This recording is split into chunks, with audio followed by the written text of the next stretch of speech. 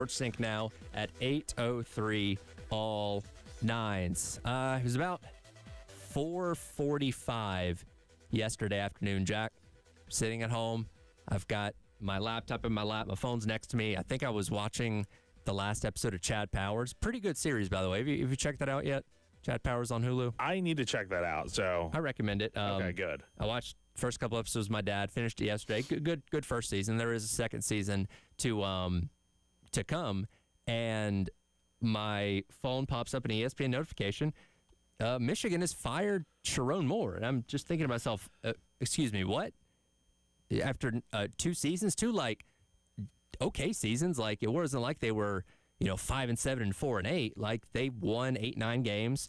They're going to be going to the Citrus Bowl against Texas coming up here in a couple weeks. What in the world is happening? And then I click on the notification and learn there's a whole lot more. It has nothing to do with the on the field stuff. It's off the field things that led to Sharon Moore getting fired. Yeah, I was stunned, and yeah, I was surprised at first because I'm like, he's getting fired after a 9-3 season. Like I know Michigan wasn't really a big fan of him. It felt more like a stopgap hire than anything.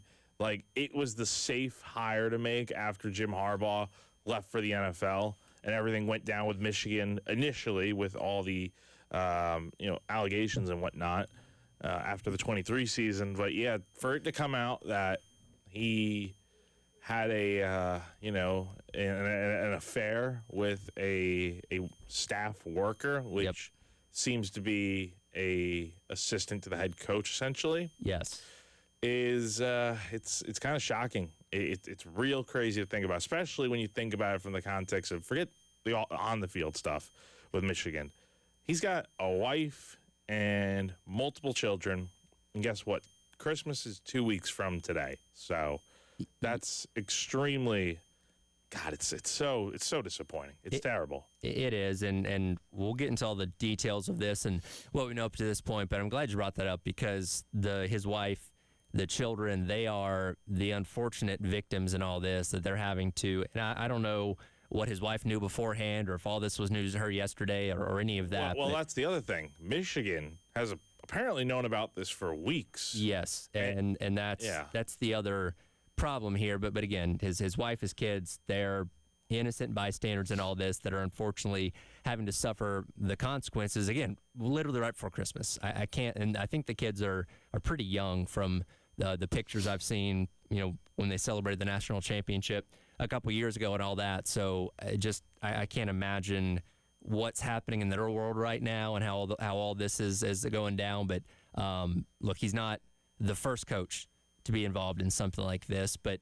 things got dark pretty fast, right? Because I think, when you see the initial report come out about the extramarital affair, staffer that apparently he had bumped up her salary and all this kind of stuff, like, oh, this is like Bobby Petrino all over again, minus the motorcycle wreck and the neck brace and all that kind of stuff. But as the hours went by, this went from something that I think we were all having fun with and poking fun at to like, oh, this is getting real dark real fast because he ended up in police custody yesterday as well. And we don't know all the intimate details yet, but there are reports out there that he potentially went to this girl's house. There were threats being made. He potentially threatened his own life, ended up having to be detained and later arrested. And it did a 180 real quick of like, wow, this is another college football head coach getting caught in a cheating scandal, on his wife or whatever, to like, oh, like people's lives are in danger here. And I was surprised. I'm like, oh, wait, he got arrested. Like, I don't think you can get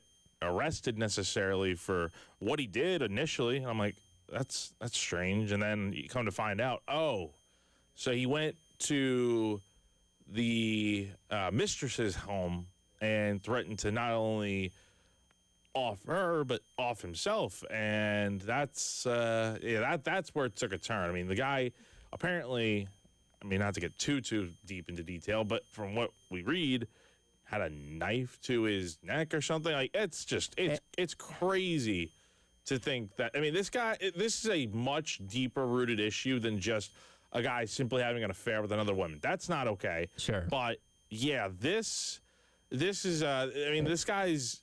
He's got to get his health checked out, man, because it's just not good. And not not all of those details that we know of right now are confirmed to be completely true. A lot of that is rumor and speculation. We do know for certain that he was detained by police, was held at the jail there. I forget the name of the county that Ann Arbor's in, but he was at the jail last night at the end of the day. I did read a timeline yesterday as well that according to, I think it was the Detroit Free Press, that he was in custody before the firing was announced.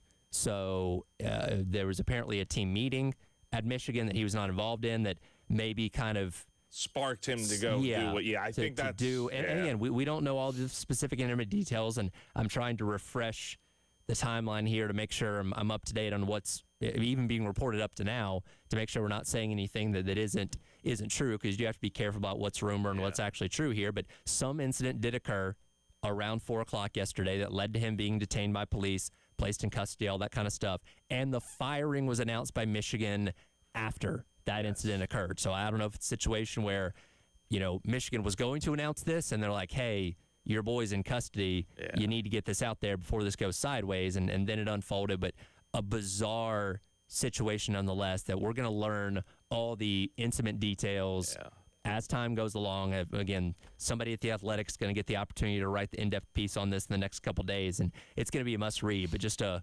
insane situation yesterday. Yeah, I'm sure with all this, there's probably gonna be some body cam footage that comes out from the police. I mean, it's just going to be, it's heartbreaking, honestly. It's talk about just throwing your life away, essentially. Like, you got why would you? I don't get it. You have a wife. Why are you doing this? Why are you? I mean, look, I've seen some people say that it's a two-way street, and the girl is just as much at fault for this, but I don't see that, man. I mean, Sharon knows what he's doing. He's the guy with all the power, all the say-so. Hence why we see the contract that the lady has. Her salary gets bumped up by nearly $40,000. I mean, it's crazy to just think about all that went down. And it's like, it's not even just the affair, but it's also going to potentially try and take someone's life too. Like, that's that's where it gets kind of crazy. So I feel awful for his family.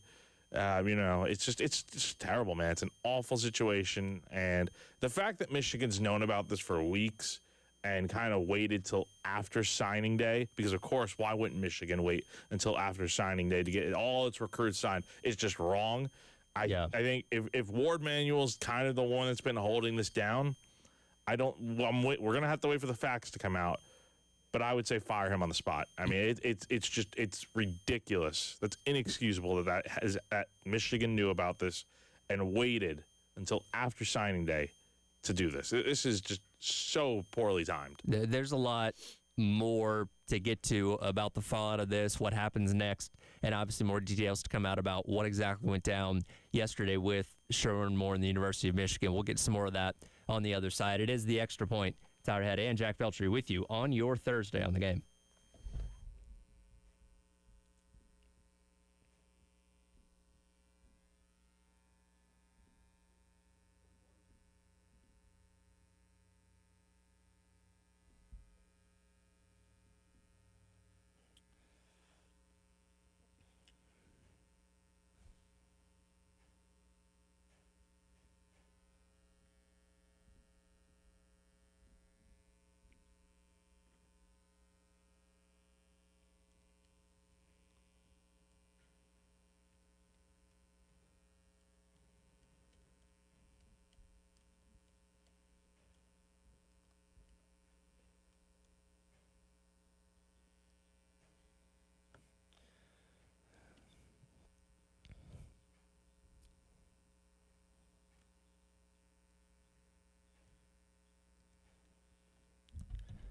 All right, here for our friends over at Twin Peaks. We are quite literally 2 weeks away from Christmas. If you're looking for a last-second stocking stuffer, well, Twin Peaks has got you covered with their holiday bonus cards. Buy a gift card for someone on your list, and they'll hook you up with a bonus card just for you as well, because giving feels great, but getting rewarded for it feels even better. You can share the gift of crave-worthy food, ice-cold 29-degree draft beers, and good times over at Twin Peaks, and treat yourself while you're at it. Those bonus cards are redeemable January 1st through the 31st, 2026 at participating locations. And hey, you don't need a gift card to go down there and have a good time. It is open every single day for whatever sports you want to take in, whatever food you want to eat, and of course those 29-degree draft beers as well. All this and more with our friends over at Twin Peaks.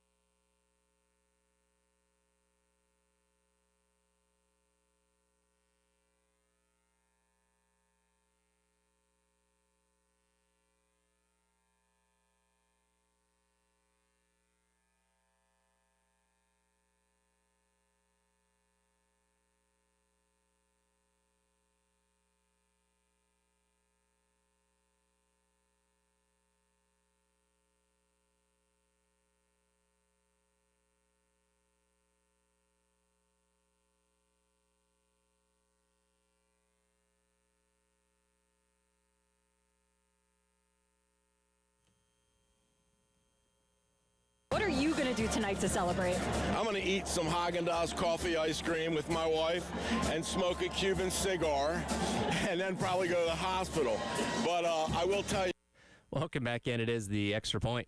It's our Ed and Jack Felcher with you here on your Thursday, reacting to the news of the college football and sports world yesterday of Sharon Moore being fired by the University of Michigan for cause for an inappropriate relationship with one of the female staffers at Michigan. And fired for cause means they don't owe him a buyout, so he gets nothing in the wake of being fired there. And once again, Biff Poggi, who you just heard from there, is now the interim head coach at Michigan once again. How long this lasts, I don't know, but he's at least going to coach him in the bowl game here in a couple weeks.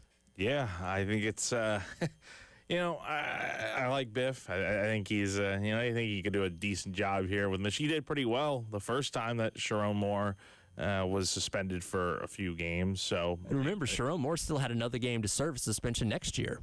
Yeah, so I think he was supposed to miss was it the opener next year? I think it was the opener because remember they were supposed to go to Germany for the opener, right? Well, they changed it. Well, that's what I'm saying. Yeah, so they'll play Western Michigan in a normal home opener next year, but because Sharon Moore did the weird thing because it was a self-imposed suspension where he sat out the first couple games, but came back for the Oklahoma game because that was he had I think games 1 and 3. But game 2 was against Oklahoma, his alma mater, and wanted to coach that game. So that third game suspension was set to be the opener next year. That obviously doesn't look like he's going to get to serve anytime soon. What a mess. Does he ever coach again? You think? I mean, it's tough to say right now without all that. But I think we've seen guys coach before, after, having an affair. We've seen that. But getting arrested is, I think that kind of put the nail in the coffin, at least of who the heck is going to hire this guy? Why would you want that, on your coaching staff? It's tough to say. I lean towards, he'll probably find his way back at some point. I don't know if he's ever going to get to be a head coach again, but I'm sure he can find a job as an assistant and all those kind of things, or a DC somewhere or whatever it may be as time goes along. But we still need to know all the details, right? We need to know everything that happened to give a full scope. Like Mel Tucker is not going to be a head coach or is not going to be coaching anywhere again because of the things that he did involved in his scandal, right? So we still don't know everything about Sharon Moore and what exactly happened. So I can't definitively say one way or the other if I see him coaching again or not. We'll see. Yeah, we'll see what happens. But this is just a terrible situation. It's even worse, like we said in the last segment, man. It's even worse that I think Michigan's known about it for weeks, apparently. And I wonder, so Julian Walker visited Michigan for the Ohio State game now a week and a half ago, was his last on-campus visit before signing day, where he, of course, flipped to South Carolina last Wednesday. I almost wonder, especially being on campus at Michigan, considering the fact these rumors have been out there for a while, and I don't know if Julian would ever say this or not, but did somebody get in his ear and be like, hey, man, here's what's about to happen. Here's what's coming down. Here's what we know, and just saying you might be committing to Sharon Moore, but you're not going to be playing for him type of thing. And I almost wonder how many, and maybe he didn't know anything, because, again, they signed a good class. That's the thing, is that they signed a lot of other guys, and it's I feel like if that was out there that those kids knew, hey, this is about to go down, I don't know how many of them would have ended up signing with Michigan. I get it. It's more than just the coach, right? But ultimately, the coach is a big part of why you sign up in the first place, right? Yeah. So it's also a big reason why. And that's the part that sucks now is okay, well, you signed the dotted line with Michigan. I mean, the guys that are already on the team are going to have time to enter the portal and whatnot, but I don't know what that means for the kids that just signed. Can they, how often does that happen where their coach just gets fired, right as they sign, I'm trying to think. Not typically. And I'm very interested when the portal does open up, just how many Michigan guys, especially these guys that just signed, do end up going into the portal, because it's okay, I'm not playing for the guy that I thought I was going to be playing for. Who knows what the fallout of this is going to be? Who knows what head coach they're going to get? You could lose a lot of your class that quickly. And again, how long did they know? Were they waiting to get sure evidence on this? Because again, things can be rumored, but you can't fire someone on a rumor. You have to have solid, concrete evidence, especially for a for-cause firing. They have something that confirmed this relationship happening. But maybe they were still waiting on that. But but it sounds like they've known about this for a while and just waited until after. I don't know. I'd love to hear what the details will come out. Don't worry. We're going to get the whole story. I was about to say, I'd love to hear what Ward Manuel kind of has to say about this, because there's no way to spin that if that is actually the case. Of we just waited until after to, because I think it's just a bad look. Like, if you know and you have the evidence, man, fire the guy on the spot. Like that's just crazy to wait all the way out until after the regular season ends to make this move. But again, we probably need to wait for these details to come out for sure. But everything that's being reported out there, I mean, it's being reported by like the top people in the industry. So it's like, I mean, there's got to be some truth to it, right? Yeah, and again, all those details come out in time. I'm interested to learn what exactly went down. Now we have to answer the question, because we thought the coaching carousel was done. Michigan's a big job. Michigan's arguably a top 5 job in the sport. Who's going to be the new head coach? Do they poach someone? Does Biff Poggi become the full-time? Like, what the heck happens? And if you poach somebody, how far do those dominoes fall, right? Like, Kalen DeBoer has, like, the best odds to be Michigan's head coach.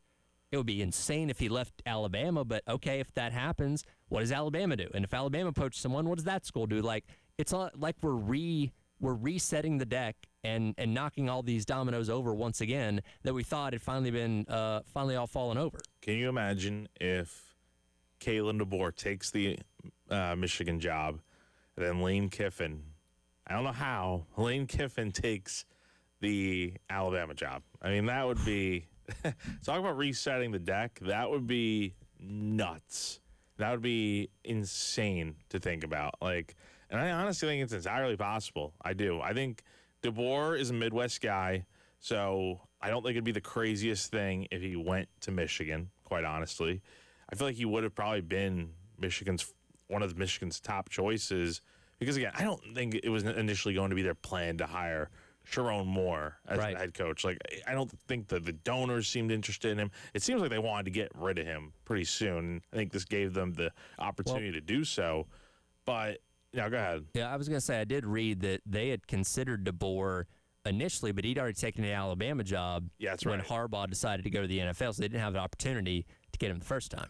That's right. So, I mean, it wouldn't be that crazy. There was also reportedly a flight from Ann Arbor, the University of Michigan plane that went to Tuscaloosa. And tracking flights, man. I mean, that was last week before the SEC championship. So maybe that's also why Alabama played so bad, is just Kalen was kind of, focusing on Michigan a little bit. I don't know. I mean, and again, it's not that crazy to think that that's a possibility, because, again, this is, agents, coaches, like administration, they seemingly have known about that this is going to be happening with Sharon getting fired for weeks now. So I think it's not entirely impossible to feel like, hey, maybe they are going to, maybe they already have their coach in mind. Like, would it shock you at all if there was an announcement made by, like, I don't know, like end of week, like tomorrow or maybe over the weekend? I mean, like, it's like Michigan seems like they've had time to kind of figure this out, but just keep it under wraps until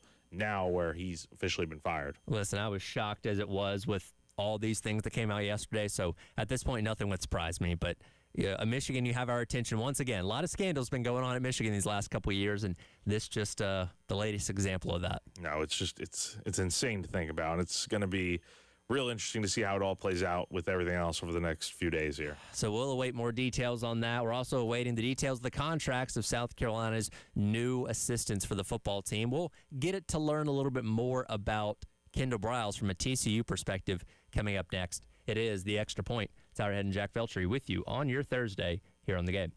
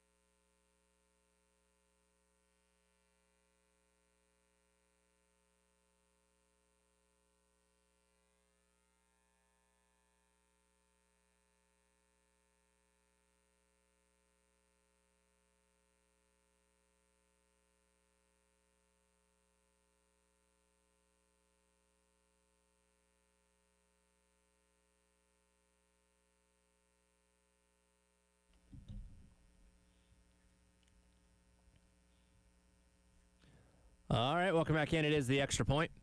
Tyler Head and Jack Belcher along with you here on your Thursday on the game. Tonight, Carolina calls with Coach Lamont Paris and Derek Scott coming up again at 7 o'clock. We may dive into a little bit of what Coach Paris has to say. As this has been the week to break because of exams and all that kind of stuff. As final little breather before you get into your last couple non-conference games. And, of course, you turn your attention to conference play starting in January. Big game next week, obviously, against Clemson, where, my goodness, you need a win against a power non-conference opponent in the worst possible way. And, hey, he's gotten the better of Clemson a couple times, and certainly hope that continues next week as well. Yeah, definitely need that win. That's your last chance to get a signature win before conference play begins in January. But, yeah, just continue to try to pick up where you left off after the Stetson game. Hopefully that will leave a good taste in their mouths of, okay, this is what we have to do to go out there and beat opponents. It's shooting well. It's playing good defense. And if that carries over into this next game against Citadel on Saturday and then that carries into Clemson next Tuesday, yeah, you have a good chance of winning that game, hopefully. Any update from the Board of Trustees meeting you can share? No, we are still waiting. I've been on the phone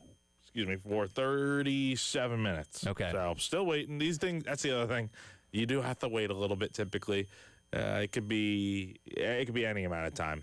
I think Chris and Kevin at Gamecock Central have been on for meetings for hours before. So it's like, well, hopefully this one doesn't take that long. No, hopefully by the 10 o'clock hour, we know what's going on. Yeah, of course, this is for the approval of the contracts of Kendall Briles, Randy Clements, and Stan Drayton, as we've been talking about all week long. Our main focus, though, of course, has been on Kendall Briles as the new offensive play caller and quarterbacks coach at South Carolina, and obviously spent the last 3 seasons at TCU. But what do we know about him from his time at TCU? Yesterday, Elijah and Preston had Steven Johnson of the Fort Worth Telegram on their show to discuss Briles as the Horned Frogs offensive coordinator. I think one of the first questions to ask is, why would he want to leave TCU for South Carolina? I think I can pretty say confidently, I think it was maybe quality of life, because I think even Kendall understood that, look, man, unless TCU was winning Big 12 titles and they were, I guess, averaging a top 15, top 10 offense,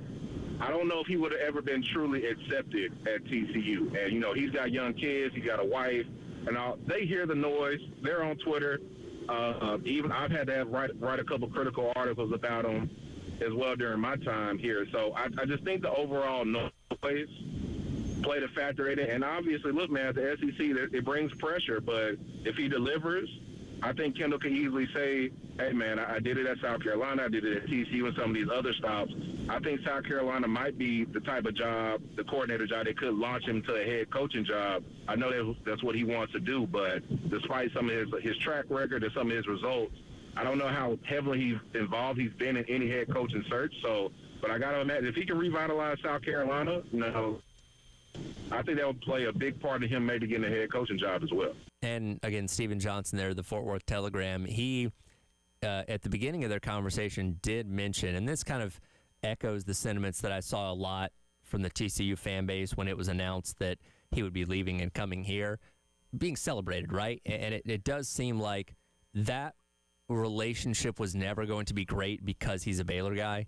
Obviously, great rivalry there between those two programs, but also Baylor had their scandal a decade ago. And as we talked about earlier on this week, the investigation into the scandal did not find Kendall Briles to have done any covering up or any of those things that his dad did with sexual assault stuff there at Baylor that led to him getting fired and basically ending his coaching career, at least at the FBS level. I know he's like at a D2 school now or whatever. But he's at a D2 school. Yeah, but Kendall being on that staff and obviously being Art Briles' son, every time your name comes up, those kind of things going to be talked about. And, you know, given the proximity and the rivalry itself, I can see why TCU fans would have had trouble accepting him. And as Steven also pointed out, like, they had good offenses. Like, at TCU, they were 41st, 23rd, and 43rd in his 3 years when it came to scoring overall. Overall offense, they were 11th, 31st, and 30th. So they didn't have like a number one offense at any point, but they were good, but not like, oh my God, we're going to go win a national championship level good, which, you know, if you're doing those kind of things, then people, I guess, are a little bit more forgiving. But the fact that you had what happened in the past at Baylor that he was on the staff for, and then you didn't turn TCU into the greatest offense in the entire country, then I think people just were never going to accept him. And I can't imagine what that's like, living in that community with you and your family and all that kind of stuff, knowing that people there generally don't like you. You know what I mean? Yeah, and I think that's why TCU fans were just seemed like a lot of them were definitely happy that he's leaving, and I think it has more to do with that than anything of. I mean, like, the guy's a good play caller from the looks of it. Like, he's had some good offenses over the years. He's done some really good things with different quarterbacks. But, ultimately, I think it's just, I think people just in their head can't get over what happened at Baylor. And I get it. I get it. But ultimately, the guy is paid to call plays, and he's done a decent job. I mean, look at some of the quarterbacks he's worked with. I mean, I think we forget. I mean, we talk so much about KJ Jefferson, but De'Aaron King, I mean, the guy from Houston in 2018 had his best season. I mean, 36 touchdowns, 6 interceptions. I think he had like double-digit rushing touchdowns too. I mean, the guy had really good success, and Josh Hoover had a lot of success. It's just, I think the one thing that I kind of learned is that TCU just couldn't really develop a run game until the end of this season. Yeah. And when you come over from TCU, of course, under Sonny Dykes, who is an offensive-minded head coach, former play caller himself, the question becomes of, okay, what, how much of a role or how much control does Kendall Briles have over the offense there at TCU? And that's something else that Steven Johnson from the Fort Worth Telegram yesterday answered about just what exactly the offense was and if it was truly Kendall's or Sonny Dykes. I would say he got to control most of it. Sonny has kind of leaned more into like the CEO style of approach where he's pretty hands off. Like you see him at practice, he's kind of bouncing around. He's like Kendall. Kendall obviously coached quarterbacks as well. So he's kind of empowered his assistants to make their own game plans, and obviously he's involved in that. But I would say the offense you saw, Kendall running at TCU, at the very least, that was his vision. Obviously, there's a certain style Sonny wants, so he's operating that framework. But that was Kendall's offense. He was the play caller. He was kind of the game planner. He did allow his assistants to get more involved, and I think Garrett Riley did. But overall, yeah, that's the Kendall's offense, and Sonny empowered him to kind of run the ship as he saw fit. So, okay, that answers the question of, was that more of Sonny Dykes' scheme or was it Kendall Briles doing what he wanted to do? So it did sound like he had full autonomy of the offense. Now, I think it is worth noting as well, Josh Hoover is not your traditional dual threat type of quarterback, more of a pocket passer type of guy. So what he was able to do at TCU, not necessarily going to be the same here if Lenora Sellers comes back, where he had the option to use his legs and his athletic ability a little bit more than somebody like Josh Hoover, who just didn't offer you those same type of things when it came to playing quarterback.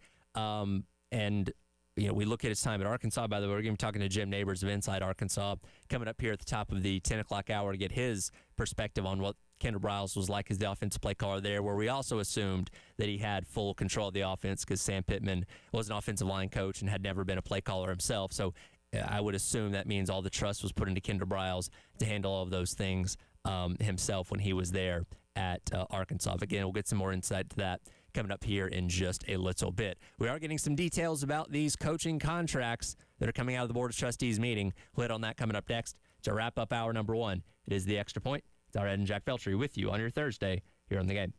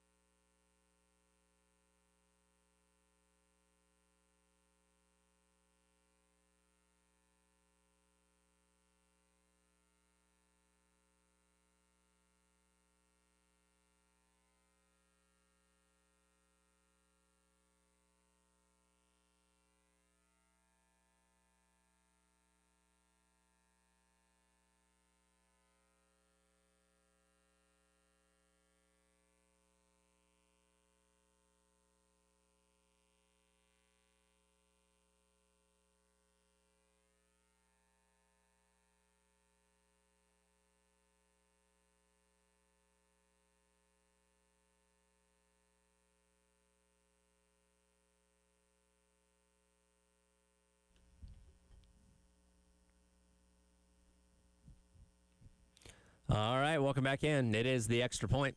Tyler Head and Jack Beltry wrapping up hour number 1 on your Thursday here on the game as we've been monitoring, or I say we have. Jack's been monitoring the Board of Trustees meeting so far this morning, but as we close out the hour, what's that? It's over now. It's over now, and we do have details of the 3 new contracts for South Carolina assistants. Yes, so I will go ahead and read all those off one by one. So, Kendall Briles is officially the offensive coordinator at South Carolina. He will make, it's a 3-year contract. He'll make $2 million in year 1, $2.1 million in year 2, and $2.2 million in year 3. Running back coach Stan Drayton, 3-year deal, $775,000 annually. And then offensive line coach Randy Clements, 2 years, $725,000 annually. I think we're in the wrong line of work, Jack. We should have been coaches. I think we are. You know what's even better than being a coach? Being a coach that gets bought out with a large sum of money to be handed. Yeah, so don't get fired for cause. Don't get fired for cause, but otherwise, it's a great gig. So, yeah, and that's what I was curious about with the Briles hire, because we talked about it the other day. He was making about 1.5 at TCU. And, yes, as you just heard Stephen Johnson of the Fort Worth Telegram detail a moment ago, there were non-money reasons to why he maybe would have wanted to come to South Carolina. Quality of life, opportunity in the SEC, those kind of things once again. But you got to make it worth his while, too. So I thought they'd be somewhere in the $2 million range, and for year number 1 at least in 26, it'll be right on that, and then the escalators for year number 2, and year number 3. And that's going to make him one of the highest paid coordinators in all of college football. Now, Charlie Weiss Jr. yesterday got his deal done with LSU, which is going to pay him $2.5 million annually over the 3 years he's there. I believe Mike Denbrock is currently making $2.1 at Notre Dame, but I mean, Kendall Briles is going to be up there among the highest paid offensive coordinators in all of college football with this new deal. Yes, so it's good to see that everything has been officially announced now, and we know who is going to be calling the shots in terms of play calling for South Carolina, and they've got the running back coach in now, the offensive line coach. So the staff is pretty much complete from this standpoint.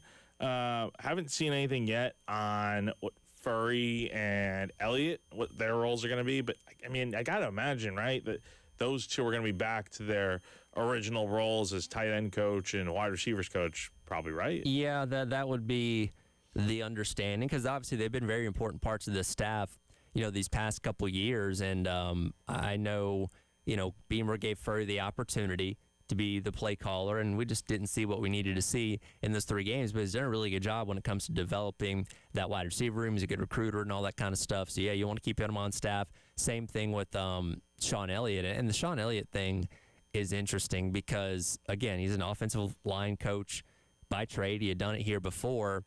But with how important next season is, and the fact that, he basically coached the offensive line for the back half of the year, and you didn't see, crazy differences by season's end in terms of what they were under Lionel Teasley and what they were under Sean Elliott. Now, I also understand in season you can only change so much. You can only develop so much. You're focusing on the next game ahead and all that kind of stuff. So, theoretically, Sean Elliott with an entire offseason could have maybe got these guys to a certain point.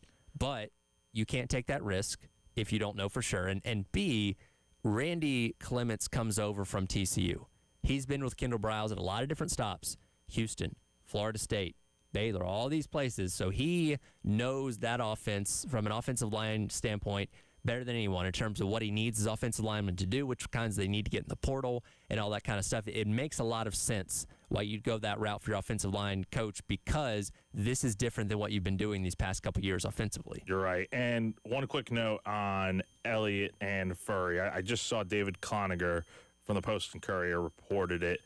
So it sounds like that Elliott and Furry will remain on staff in their prior roles. So that means Elliott will be the run game coordinator and tight ends coach, and Mike Furry will be the passing game coordinator and wide receivers coach. So pretty much the roles they were in before they moved into these interim tags. But, yeah, so the whole staff is complete now. Looking at the term sheet here, Kendall Briles does have incentive compensation as well.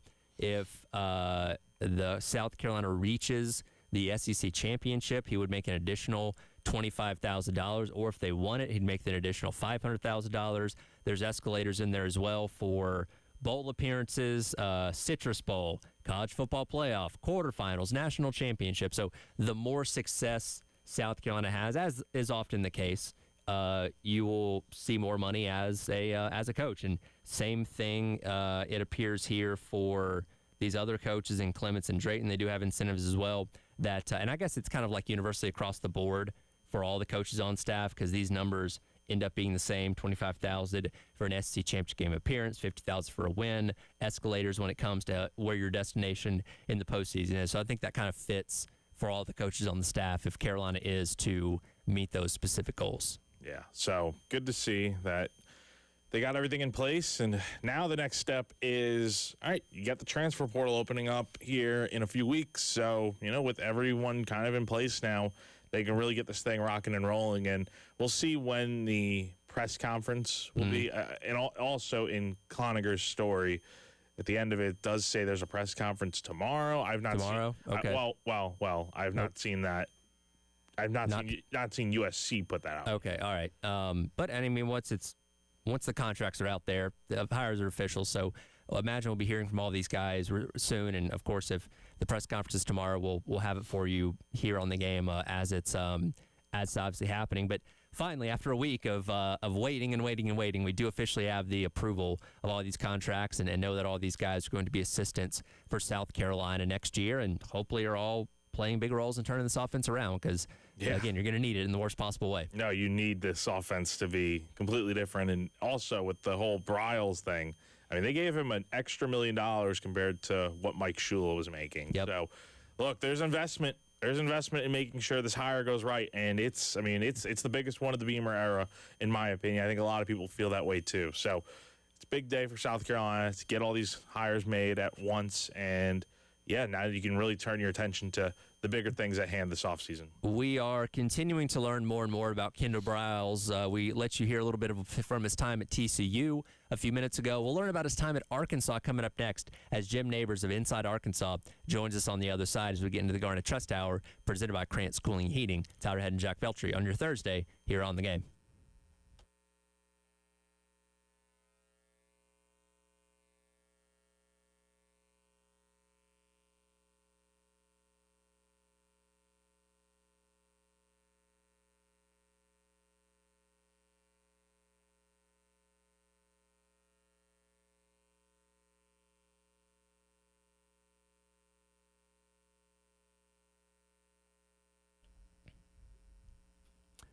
All right, here for our friends over at Canty Foundation Specialist. I tell you about it all the time, but I'm happy to remind you once again, you always, always, always need to be on the lookout for things around your home that might look, a little bit off. Those things include cracks in your exterior brick, cracks in walls or above windows and door frames, doors or windows that might be sticking, uneven or bouncy floors, or cracks over your garage door. If you notice any of these problems with your home, you could have serious foundation issues, and that's where our friends at Canty Foundation Specialist come in.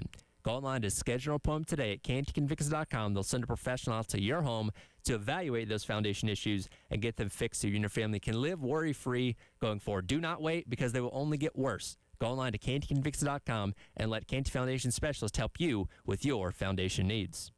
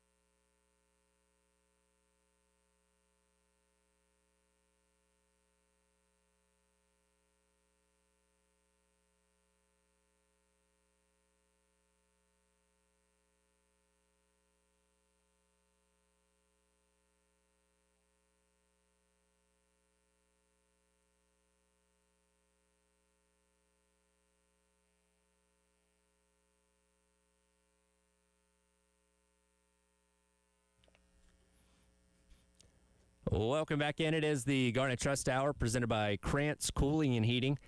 Tyler Head and Jack Belcher along with you here on your Thursday on the game. Again, we just learned a few minutes ago that the Kendall Briles contract has officially been given the thumbs up. He'll make $2 million in year number 1, 2.1 in year number 2, and 2.2 in year number 3, with obviously the incentives based on where Carolina goes in the postseason baked in there as well. But we've been trying to learn more about Kendall Briles this week as in anticipation of the contract getting approved, and we'll get the press conference tomorrow for the formal introduction and all that. So we learned about the TCU side of things in the last hour. Let's jump back to the last time that he was in the SEC, though, prior to that at Arkansas. Joining us now on the AAA Heating and Air phone lines from inside Arkansas is John Neighbors. John, appreciate you taking the time. How are we doing today, man? Doing great, man. Doing great, actually. It's nice to see somebody else going through at least somewhat of a coaching change, but at least in the coordinator side. But I'm just glad things are settling down here in Arkansas after a 10-week span of coaching search nonsense. Well, we all thought the coaching carousel had ended, and then, the news comes out of Michigan yesterday. It's wide open once again. So who knows when this thing will finally come to an end across the board. Yeah, I know. That was crazy, but, yeah, it just adds to the madness that has been this coaching carousel for everybody. So that's it. I'm just glad that over here it's over with and we don't have to worry about it anymore. We can move forward. So a lot of excitement here about Kendall Briles coming in, considering how bad the offense here was at Carolina under Mike Shula a season ago. And when he came into Arkansas with Sam Pittman, it was on the heels of the Chad Morris era where nothing seemed to go right out there in Fayetteville. What was the sentiment at the time when Briles was announced as y'all's offensive coordinator?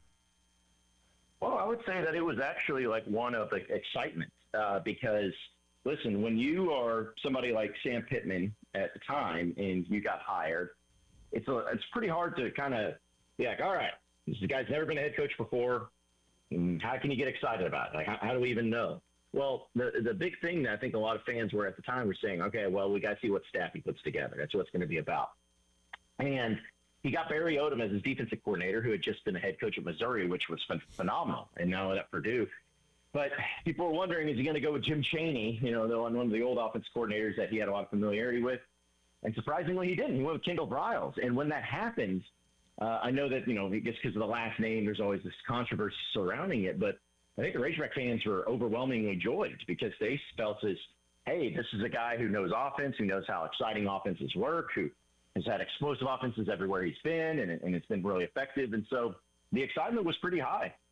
The expectation came along with it, too, to be pretty high, but he was walking into a situation that has some really good players, some good skill position guys. And so overall, I felt like it was something that everybody was down for and excited for. And, it's one of those things to where it's, Arkansas, which you mentioned, Chad Morris coming off of those times, people didn't really know what to expect, but it was definitely a lot better than what people anticipated. Hey, John, Jack Belcher here. Thanks for joining us. I'd be remiss if I didn't ask very early on about KJ Jefferson and the job that Briles did working with him, because it's, this is kind of a potential similar situation that he could be, coming into here if Lenore Sellers decided to come back to South Carolina for another year. Seems like Kendall likes to run a lot of RPO, a lot of design quarterback runs with the bigger guys like KJ Jefferson, for instance. So how would you evaluate the job that Kendall did working with KJ and just what stood out about that connection those two had? Well, it was interesting because when Kendall Briles walked in and people were wondering who the quarterback was going to be, everybody was kind of vying for KJ Jefferson because they had seen him as a true freshman have some serious potential. But he wasn't the starter. They went and got out of the transfer portal Felipe Franks, which, it was in a lot of cases, especially in this day and age, other players just hit the portal. But he stayed, and I think it was because they knew how much potential he had, but he just wasn't ready. And so whenever Felipe Franks had a solid 1 year here for Arkansas in the COVID season, and then once KJ came in, it was just you could tell what they saw in him. You could tell by the athleticism, his ability to escape, his ability, he's just a monster of a man. I mean, he's 260 pounds, so he's hard to take down. But what Kendall Briles did really well for him is just finding ways to get him to be successful. And I don't mean this in an insulting way at all, but, every quarterback's different. Every quarterback has strengths that can really be utilized. And there were some things about KJ Jefferson to where it's like, all right, well, this is a guy that is very reactionary. He's best when he's reacting. He's not best when he's doing his reads and looking downfield or anything. It's when he has to make a decision, a quick decision. And they utilized that. They made it to where he was very accurate with his passes. His decisions on when to run and when not to run was really good. And I think that it was just an offense that was really built and catered towards him. And I think that was something that Briles did really well, is that he would take the strengths of a quarterback, regardless of not only just athleticism, but and physicality, but also the mental capacity, and just say, all right, so what are you best in? Which situation are you best in? And I think that that's what he did with KJ, and that's why KJ Jefferson leads the University of Arkansas with being the all-time leading passer in most statistical categories, because of his ability to make plays, his ability to run the playbook, and his ability to understand what the Briles offense was asking of him, and they put him in a position that was really well to be successful. Again, talking to John Neighbors of Inside Arkansas, getting the perspective of Kendall Briles from his time as the OC there back at the beginning of this decade. We heard a clip of him from about a year and a half ago talking about his offense at TCU, where he did not have a mobile quarterback like KJ Jefferson and Josh Hoover, but they were still running RPOs about 80% of the time. Is that about accurate to what he was doing at Arkansas, or was it at a higher clip then? No, I think it was about accurate, because here's the deal, is like, if you look at the statistics, it was about as balanced of an offense truly as you could have. It felt like every year Arkansas finished with 5,000 total offensive yards, and it was 2,500 passing, 2,500 yards rushing. And a lot of that is because of the RPO and the decisions and everything that can make it happen. But I think that there was also a lot of, again, going back to the catering of the strengths of the quarterback, KJ Jefferson, of course, ran best when he was out of shotgun. But there was times that they would kind of go into a pistol formation at times, just to mix it up a little bit, just to find ways to get him downhill or ways to make other teams think about it. So I would say that it's pretty balanced that way. But again, it just depends on the quarterback that he's working with. And I don't know, is it going to be Lenore Sellers out there that stays? Is it going to be somebody else? It's hard to tell. But I think that no matter what, once the quarterback comes in, if you have any idea about what he did previously or anything like that, you could probably expect whatever way he can be successful, that's the type of offense that they're going to run with. He's been an OC at so many different spots. I mean, since 2015 at Baylor, he's been at Baylor, FAU, Houston, Florida State, Arkansas, TCU, and now at South Carolina. A lot of different spots, a lot of hopping to different parts of the country, different colleges. It's hard to probably forecast. It's a 3-year deal, but it's hard to forecast, how long he'll ultimately end up being here. There's a lot of different factors, like how long is Shane Beamer here? If South Carolina doesn't perform well next year. Do you see him kind of being the guy that, is here for the whole length of his contract, like he was, I'm assuming, at Arkansas? Or, do you see him getting, any head coach interest over the next few years? That feels like the next lateral step in his career, right? I'd assume so, but honestly, I thought he'd be somebody that'd be a head coach by now already. He was at Arkansas for 3 years, which is actually, it was kind of a controversial thing, because when originally he was going to go into his 4th year, and it was an insane stance, because you had him interviewing and possibly going to be the offensive coordinator at Mississippi State when Jeff Lebby was there, or I guess it was Arnett when his first year there. And there was a lot of stuff surrounding it, and it was like, okay, well, we're going to up you, and you're going to stay. And he decided to stay at Arkansas. He even put out a picture of him and KJ Jefferson. It's like, hey, let's run it back, all this. Well, then, TCU came calling, and it was one of those deals where they're like, okay, we're done playing this game, because his agent's Jimmy Sexton. So Sam Pittman and Hunter Yurchek, the AD, were just like, all right, we're done. You can just move on. And they hired Dan Enos, and it was one of the biggest mistakes that's ever been made.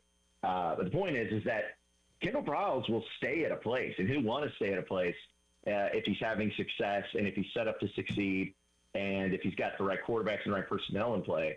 But that's what's fascinating about the situation in South Carolina, and you guys will know a lot more about it. He's walking into a situation where I think Shane Beamer's on the hot seat in a way of, hey, you got to start getting it going, which is just a fascinating thing to me, because I'm like, I know this guy wants to be in places to succeed.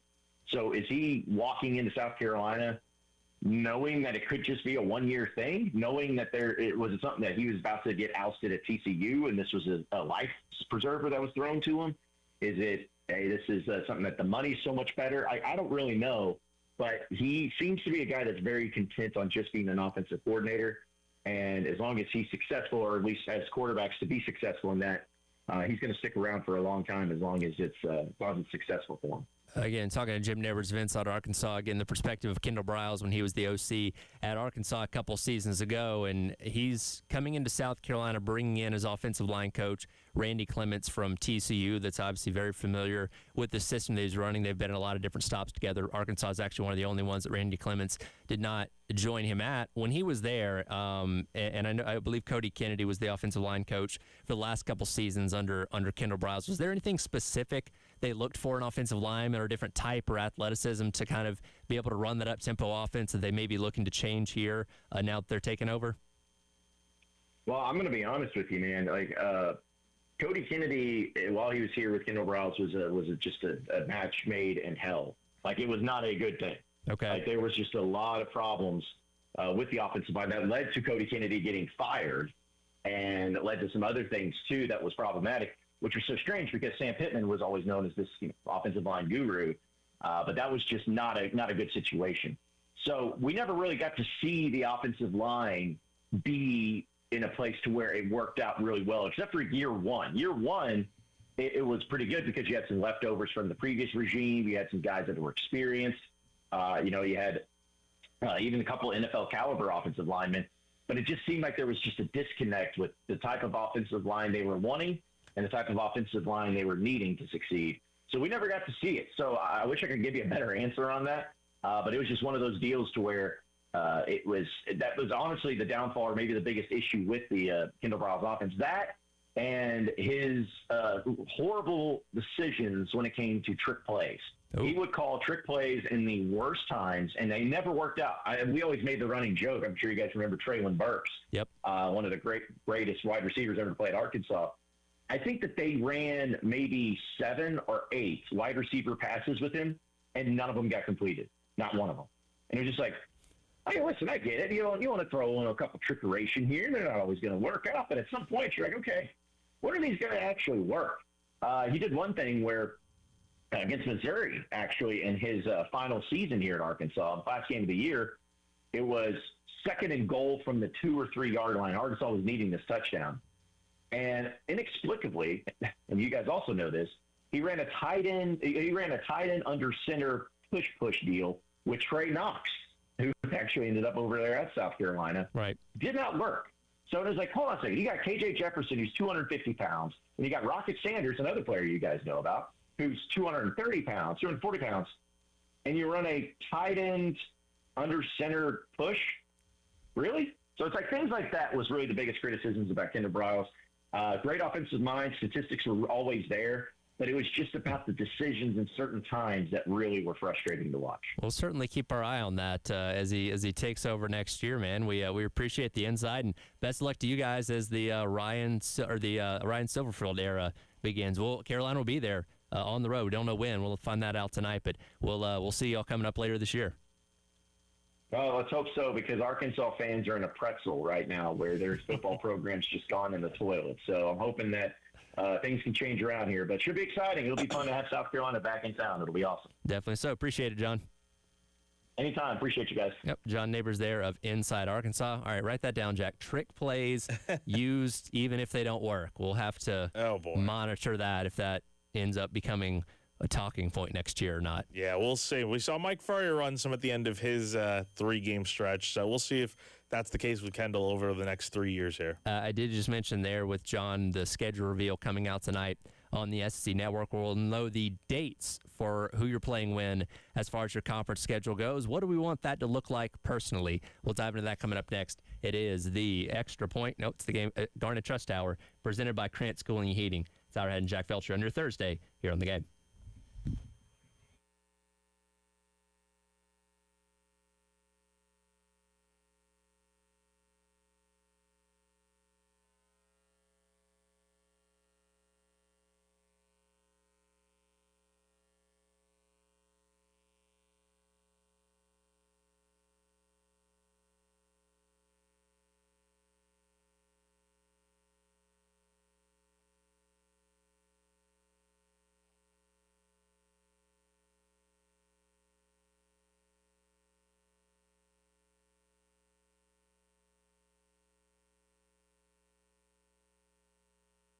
All right, folks, let me tell you about our friends over at Integrated Media. The beautiful thing about it is you can take your dreams for that home, make it a smart home, dreams for your man cave, dreams for the living room, and they can take whatever you're thinking about and then just turn it into a reality. You can hit them up today, integratedmediainc.com, or give them a phone call. It is 803-948-8327. Their services include basically anything to do with your TV, your surround sound, your smart home services, or securities and cameras. If you work from home, for me, it was all about my home office. Didn't really have a great connection to the Wi-Fi. Needed hardwired internet, so they came in. They ran Ethernet throughout the home into my office, into my wife's office, and made sure we had a great connection there. And then we went a step further with whole home Wi-Fi. They can also hang TVs. They can hide the wires for you, and they can go all in on that man cave too. Hit them up today. Again, for more information, integratedmediainc.com.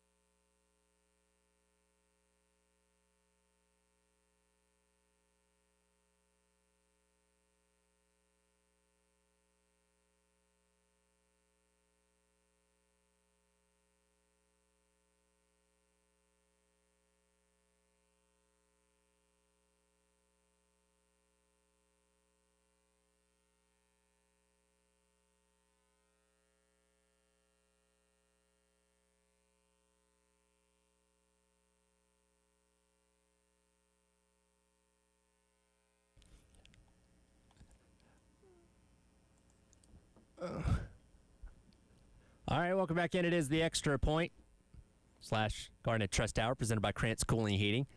It's Hourhead and Jack Belcher along with you here on your Thursday on the game. Again, appreciate Jim Neighbors there from Inside Arkansas giving us a little more perspective on Kendall Briles. We're trying to learn as much as we can about him ahead of the 2026 season. And I think we're all excited for it, right? Because you can't really get worse than what Shula was this past year. I do wonder, from what he just told us there at the end, do we know what receiver has the best arm on the team that he would potentially want to have throwing the football? I'm trying to think. You know who? Brian Rowe completed the pass to Lenoris in the A&M game. That's right. So mathematically and hypothetically, we're talking about him being on the leaderboard right now. I don't remember any other receivers throwing passes this past season. I would have said Luke Doty, but he's not here anymore. So yeah, since he's played receiver, well, he might just be an assistant on the staff next year. Yeah, I hope so. That'd be awesome. But I don't know. I'm trying to think. I feel like Nick Harbor probably doesn't have a great arm. I don't know. I mean, he's got the speed. He's got the big hands to catch the ball. Nick is one of those guys, though. He's probably just good at everything. Yeah, you would think so, but it probably wouldn't shock you if it's like, oh, this is the one thing he's not great at is throwing the ball. I don't know. I mean, I'm trying to think of like who played like Brady Hunt would probably be the next guy. I know he's not a receiver, but he's a tight end. Yeah. Since he did play quarterback in high school. So I would say him probably. Okay. Well, those are things to keep an eye on.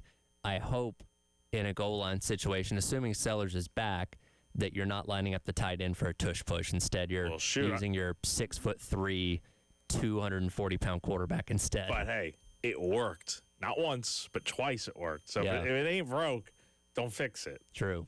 But things to keep an eye on. And again, we'll we still don't have a time for the press conference tomorrow yet, do we? Not yet, but I think it is. I think it is going to be tomorrow. So. Okay, so we'll get to hear from Briles, Clements, Drayton, hear the philosophies on things and all that kind of stuff, and then spend the next 9 months speculating what that's going to look like when they finally take the field coming up in September. Of course, we now know that season opener will be against Kent State. They'll play Towson in week number 2, and of course Clemson in the last week of the regular season. But in between that, 9 SEC games in one bye week, where tonight on the SEC Network, 8 o'clock, because we have a TV show for everything at this point. I'm going to watch. We all watch. We're sickos at this point. We find out the dates of the games. Now, Carolina's schedule, to no surprise, is loaded with a lot of really good teams, including all of the teams in the SEC that are going to be competing in the college football playoff coming up here in about a week and a half. So you don't really have any reprieve. The question becomes of how do you balance the schedule to make it as tolerable as possible, I guess is the right way to phrase it. So you kind of want to like run through what we think it looks like, or how do you like? I have a wish list. Yes. I put together my ideal schedule layout. And again, there's no easy way to do this because it's not gonna. You can't avoid these good teams, right? And in addition to that, you're also taking on Tennessee, who ended up season ranked. You're taking on Mississippi State, who exceeded expectations this year. I guess your best opportunities are a Florida and Arkansas team that are breaking in new head coaches.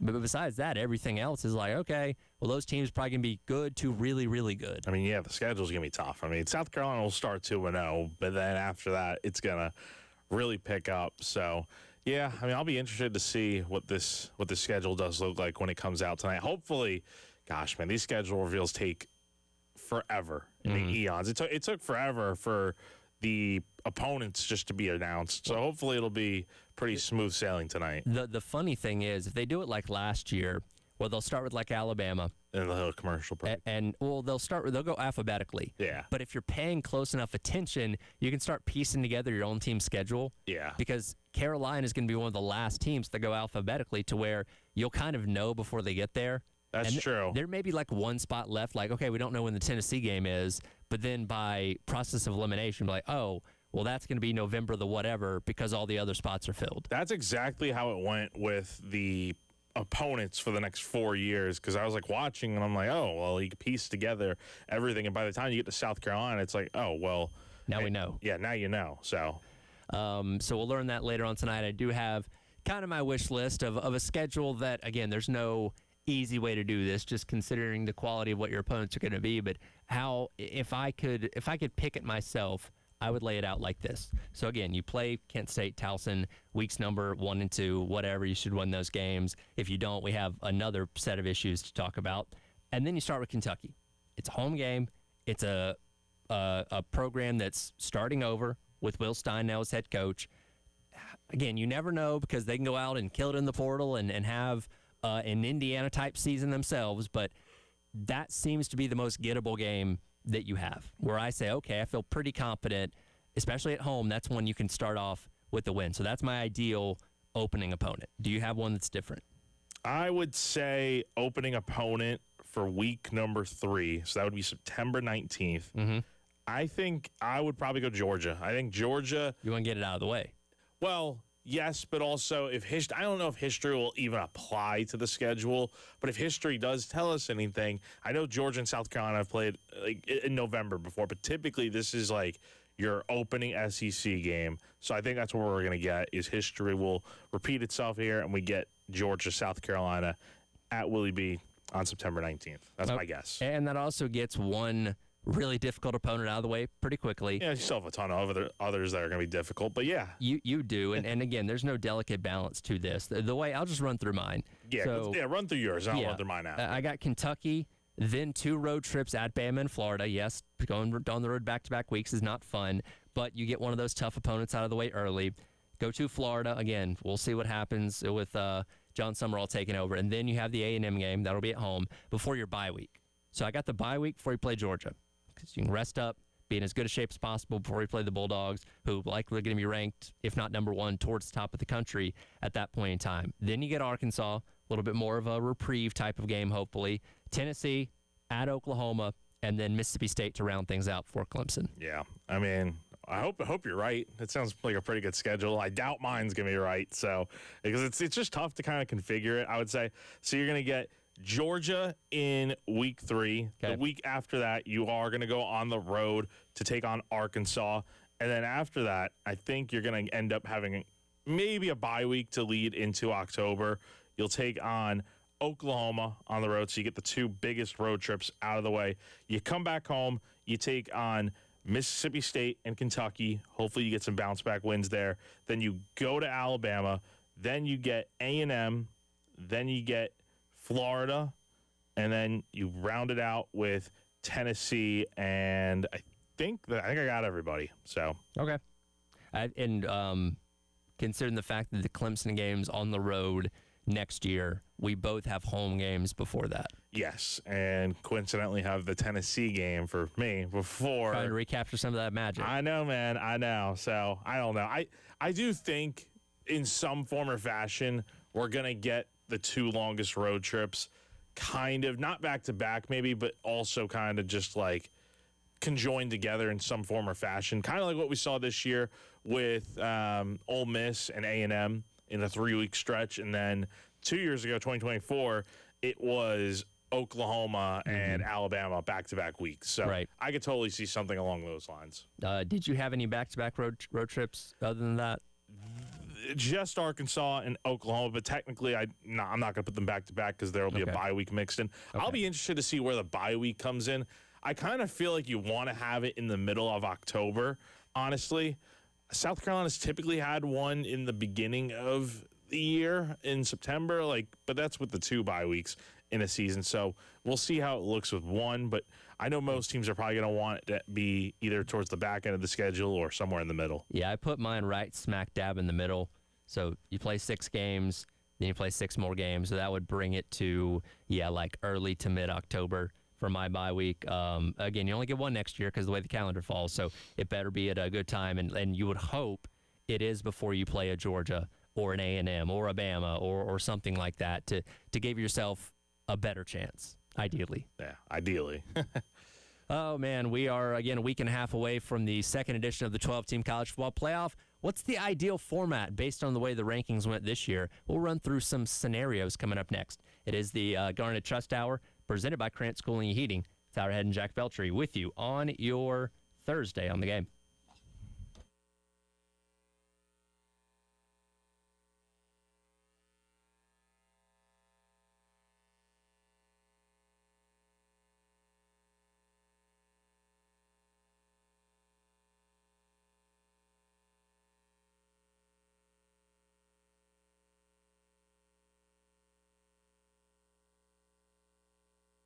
If you're out there looking for a local, reliable HVAC service for your home or your business in the Midlands, reach out to our friends over at Krantz Cooling and Heating.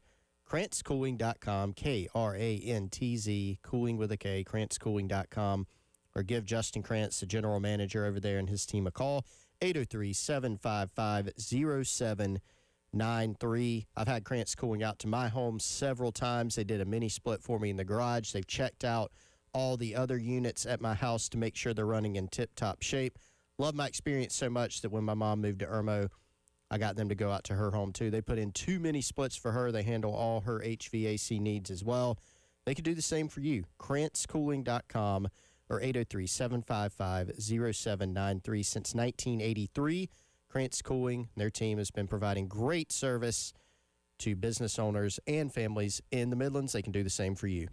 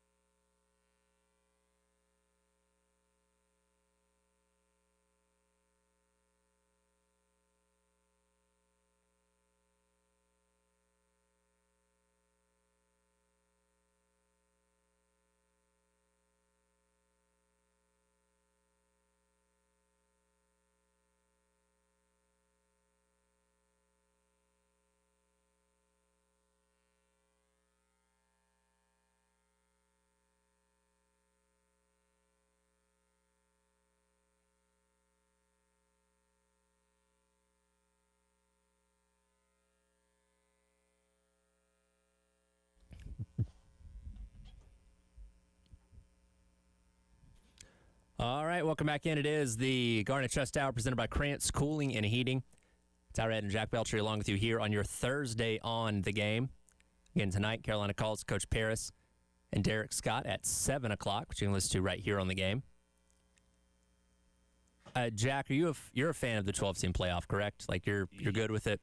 I think it's fine right now. I would tweak some things to it. Sure. But I think it's imperfect, but I would say I think eventually 16 might be. We're going to continue to hit this little ladder of 16 will be great, and then these teams get left out. It's like 20 would be great, and then 24. It's like there's no perfect answer for any of this, but I would say 12 to 16 is probably good. So would you say it's your favorite format we've ever had? Because you and I are old enough to have lived through the BCS, the 14 playoff, now the 12 team, and soon to be 16 more likely than not. Would you say 12 is your favorite or one of the other ones? I would say 16 is probably my favorite, I would say. You'll enjoy 16 more than all the others? I think so. Okay. All right. Fair enough. I have a weird, obsession with college football playoff formats and, the way the champion's been decided. Because, again, for 100-plus years, we just let a bunch of writers decide. And you'd have somebody that covers the Notre Dame beat, right? That'd be telling you what he thinks about Texas or Southern Cal when he doesn't watch those teams play more often than not. It was a very convoluted, messy way to decide a champion. And, we didn't really start crowning legitimate champions until the past couple of decades when we had actual games to decide this. Eventually got to the BCS with computers and formulas and all that kind of stuff that spit out numbers and said, okay, well, these two teams are not going to play as number 1 and number 2. And we didn't like that because, we couldn't yell at a computer. So we get this committee of people to make a 14 playoff, which was, pretty similar to the BCS, just with a +1 system. And now we're at a 12-team playoff where, again, we're arguing about teams that have 3 losses and whether they should be in or not and all that kind of stuff. And eventually going to go to 16, more likely than not next year and in the years going forward. But can I lay out all the different scenarios of what this would look like and see if you tell me which one you would prefer, okay? Go for it. So we go the simplest one first, that being the BCS, which would have had number 1 and number 2. Now, there is a Twitter account that will still put out the BCS rankings using the formula they used back in the day, now over a decade ago, to determine what the rankings are. So if that happened, if we're still using the BCS, it would be Indiana and Ohio State rematching in the national championship after just playing each other in the Big Ten title. Wow, that would be pretty cool. I miss the BCS, man. I miss the way of just how it was complicated, but yet it was so simple of letting a computer do the work and right or wrong. I mean, sometimes they get it wrong, sometimes they get it right, but ultimately, I feel like it was a flawed system, but sure. Then again, I think it's good to have a combination of both the human element and the computers in this. The beauty of the BCS was the fact that you had to almost be perfect, right?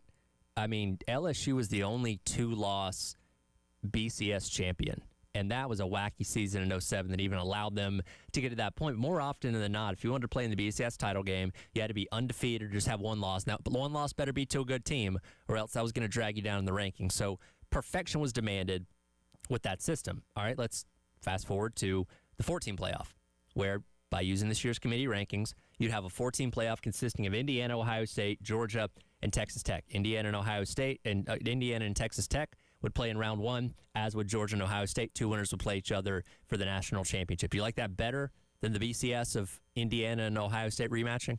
Yeah, I think so. I mean, because we just saw the matchup. So, and here's the thing with the old BCS. I mean, would that even be the matchup? Because technically, back in the day, I mean, like for instance, 2012, Georgia, Alabama met for the SEC championship. The winner of that game went to play Notre Dame. They were so 2 and 3. Technically, we could say that would be the case, but if it were the actual old BCS, it would probably just be the Big Ten champion going up against whoever it may be. Well, that's what I'm using this account that still uses the formula. According to them, it would still be Indiana 1 and Ohio State 2. So that's crazy. Based on the way we use it, if we were using the BCS now, that's what it would be, which is why I present it that way. But again, you have those same 2 teams in addition to Georgia and Texas Tech in the instance of the 14 playoff, and you could still get an Indiana Ohio State rematch, but they'd have to go through the other teams first to get there. Yes. So yeah, I do like the 4-team though, of the way that would look. Okay. But I honestly think, I think they got it pretty much down packed with the 12-team right now. It's just, I think some people are going to take issue with the fact that you got 2 G5s in. So we know what the 12-team looks like. And we've been talking about that bracket, and we'll get that started coming up at the end of next week. But let me present to you what the 16-team format would look like. And I didn't even realize this until recently with some people that have kind of laid it out. We would essentially kind of have a play-in round. right? So you would still have the top 2 seeds getting byes. You'd have the majority of the other teams hosting second round games, but then you kind of have your almost like a first 4, right? Where you have 4 teams playing in 2 games to determine who goes into the proper 12 team bracket at that point in time. So if that existed, then round number 1 would be number 16 number 16 Duke at number 13 Vandy, and then number 15 Tulane at number 14 Southern Cal. So those essentially would be play-in games where the winners of those would then advance into the fuller slate of games the next week in round number 2. Do you like a play-in type of game, play-in type of weekend? I do think a play-in would be good. I think it could work, honestly. I mean, let's break it down. So hypothetically in a play-in, are we looking at, like, hasn't there been talk about conference championship weekend kind of being the de facto play-in of, let's say it's Vanderbilt and I'm trying to think who else got left out of the playoff from the SEC. Help me out here. Who else got left? Vanderbilt and Texas. Vanderbilt and Texas. Yes, Yeah. Thank you. I was trying to. I got a million things going. I'm flight tracking right now. Oh man, we're tracking flights. The planes are in or out, folks. Okay, all right. The planes are in or out. So anyway, You're gonna go hang out at the airfield again? Just called Chris. I think. Okay. I think maybe we'll see. I don't want to give any. I'm not trying to overload your brain here. I promise. Oh man, it's okay. It's okay. My brain could take it. Here's the thing. So I think that's what we could see in terms of a play-in is, like if we ever get to the automatic bids for each conference, I think then you try to get maybe another SEC team in by having this play-in game. Because ultimately, I don't know if conference championship games are going to have the same weight anymore in the future than they are. They don't have the same luster and weight as they did 10 years ago when you look at the BCS in the first year of the college football playoff of you have to win your conference essentially to try and get into the playoff. Now you have the automatic bids for the top team in each conference. I think eventually we get to a point where you have these conference championship games, maybe not 1 versus 2, but you have this like bracket style thing of, okay, the 4 and 5 team are going to play each other. The 3 and 6 are going to play each other. Like, you know what I mean? I think that might be where we get to. We'll see. Again, based on the way I understand the 16-team format that's been proposed, you would at least have a play-in type of round based on the teams at the very end of the bracket, which would usually include the G5 team, Tulane and the Assistants. The winners of those would go on to take the teams that are in the next round. So the winner between Duke and Vanderbilt would take on Georgia. The winner between Tulane and Southern Cal would take on Texas Tech, of course, as the respective 3 and 4 seeds. Then you get some of the same matchups that you're getting this year, Bama and Oklahoma, Miami and Texas A&M.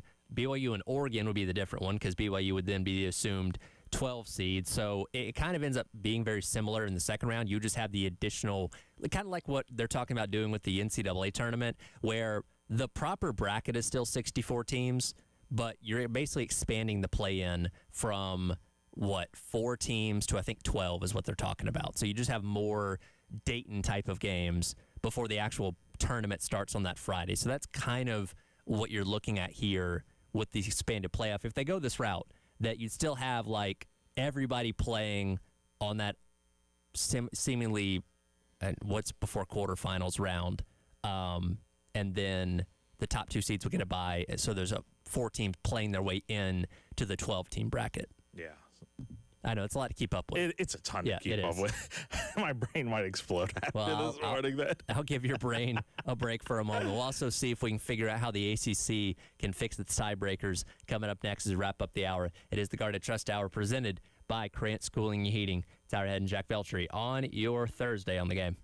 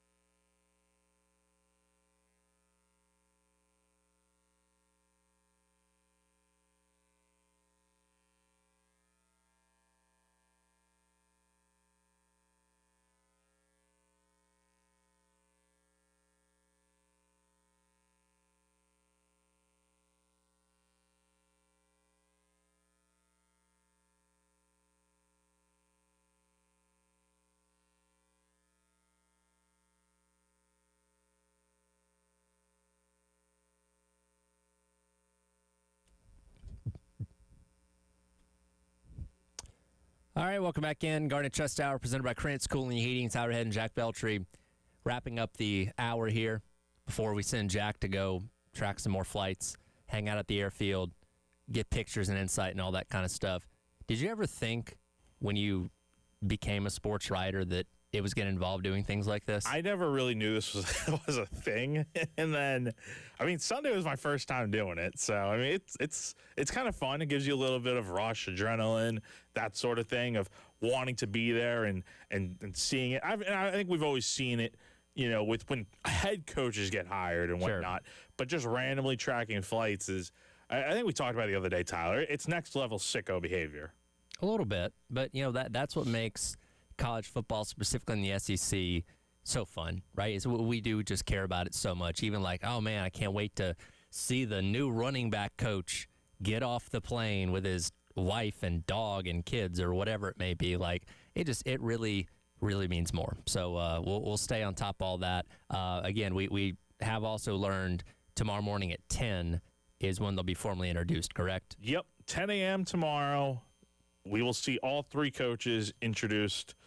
And what'd you say? We'll have it live here on. Yeah, we'll carry it. We'll carry it again. Beamer will get up and talk and introduce them, and we'll play as much as we can. I'm imagining Bryles will probably go first, then we'll see who goes after that. But yeah, trying to learn about these guys as much as possible, and then we can fully shift our attention onto what's next. Because again, this whole week's been about the speculation and waiting for things to be done, and it is done now. You just got to, again, let them get up and speak in front of you guys of the media and all that kind of stuff, and then we're off and rolling. Yeah, it's getting here, man. So those planes are en route right now. One is in North Carolina, heading to presumably State College, and the other is in Mississippi. So it'll be interesting. I'm not heading over the airport right after this like a maniac that I was on Sunday, waiting there for hours watching the entire football game. But yeah, well, now you can know when it's getting close. Now I've been through the ringer once. There you go. I will never be fool me once. Shame on you. Fool me twice.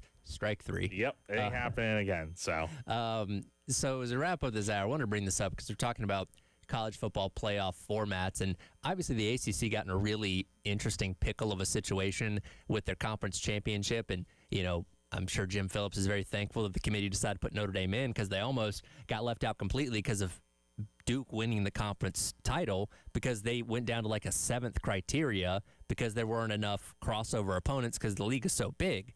An idea being floated out there, though, is having the playoff rankings determine who plays in the conference championship. And again, that kind of I don't know if you'd use that as the end-all be-all or if that's something when you start running into these ties that you would do instead, but that obviously would have saved a lot of headache and a lot of worry from the ACC if Miami, who did end up tying for second in the league but lost on virtue of all these tiebreakers, would have not had an opportunity to play their way in and wouldn't have had any controversy because they would have earned that spot had they won. It's just crazy that Miami did not make the ACC title game at 10-2, and they're the lone ACC representative in the playoff.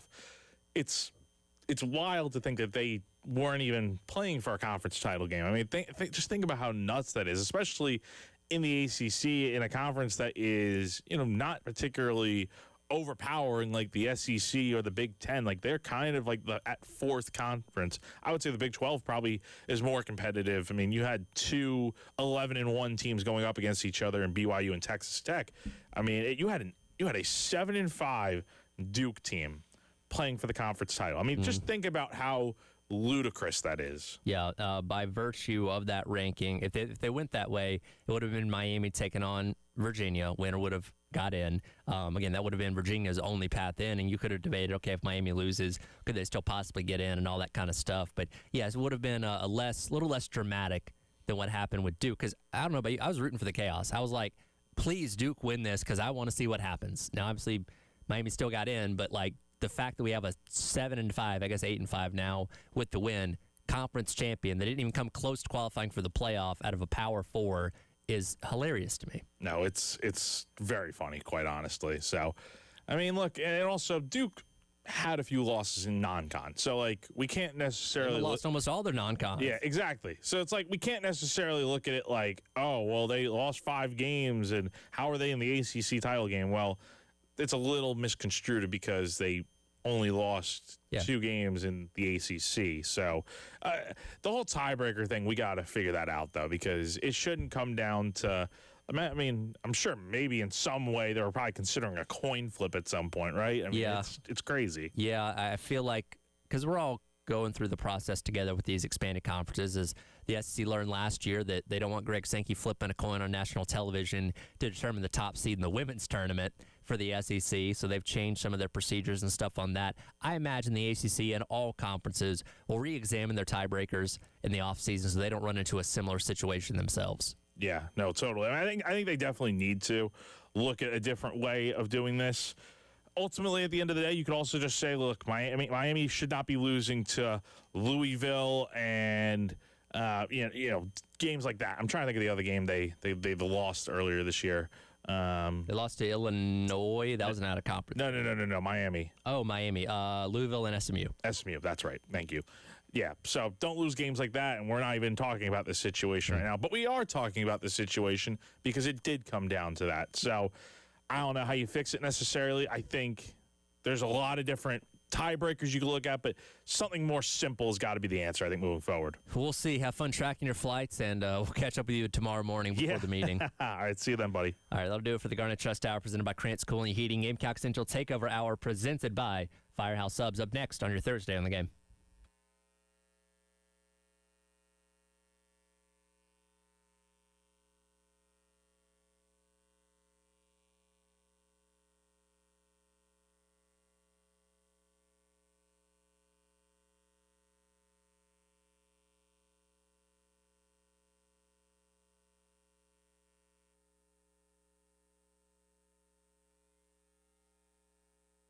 If you are looking for a reliable local roofing company to help your home or business with your roofing needs, check out our friends at Classic Roofing. Joe Reeder, Max Sawyer, our guys, friends of the program here. They can help you take good care of your roof. That can be challenging, but you don't have to do it alone. They have years of expertise under their hats. They're a local company. Again, their families live right here in the Midlands, and the guys at Classic Roofing are GAF certified roofers. Only about 7% of roofers nationwide even have that certification. They can do inspections, installations, replacements, and repairs on your roof. You can visualize your new roof and what it would look like at ClassicRoofingSC.com. You can check out their reviews and get a free estimate there. ClassicRoofingSC.com, or give them a call, 803-590-7870. That's the reliable roofers over at Classic Roofing.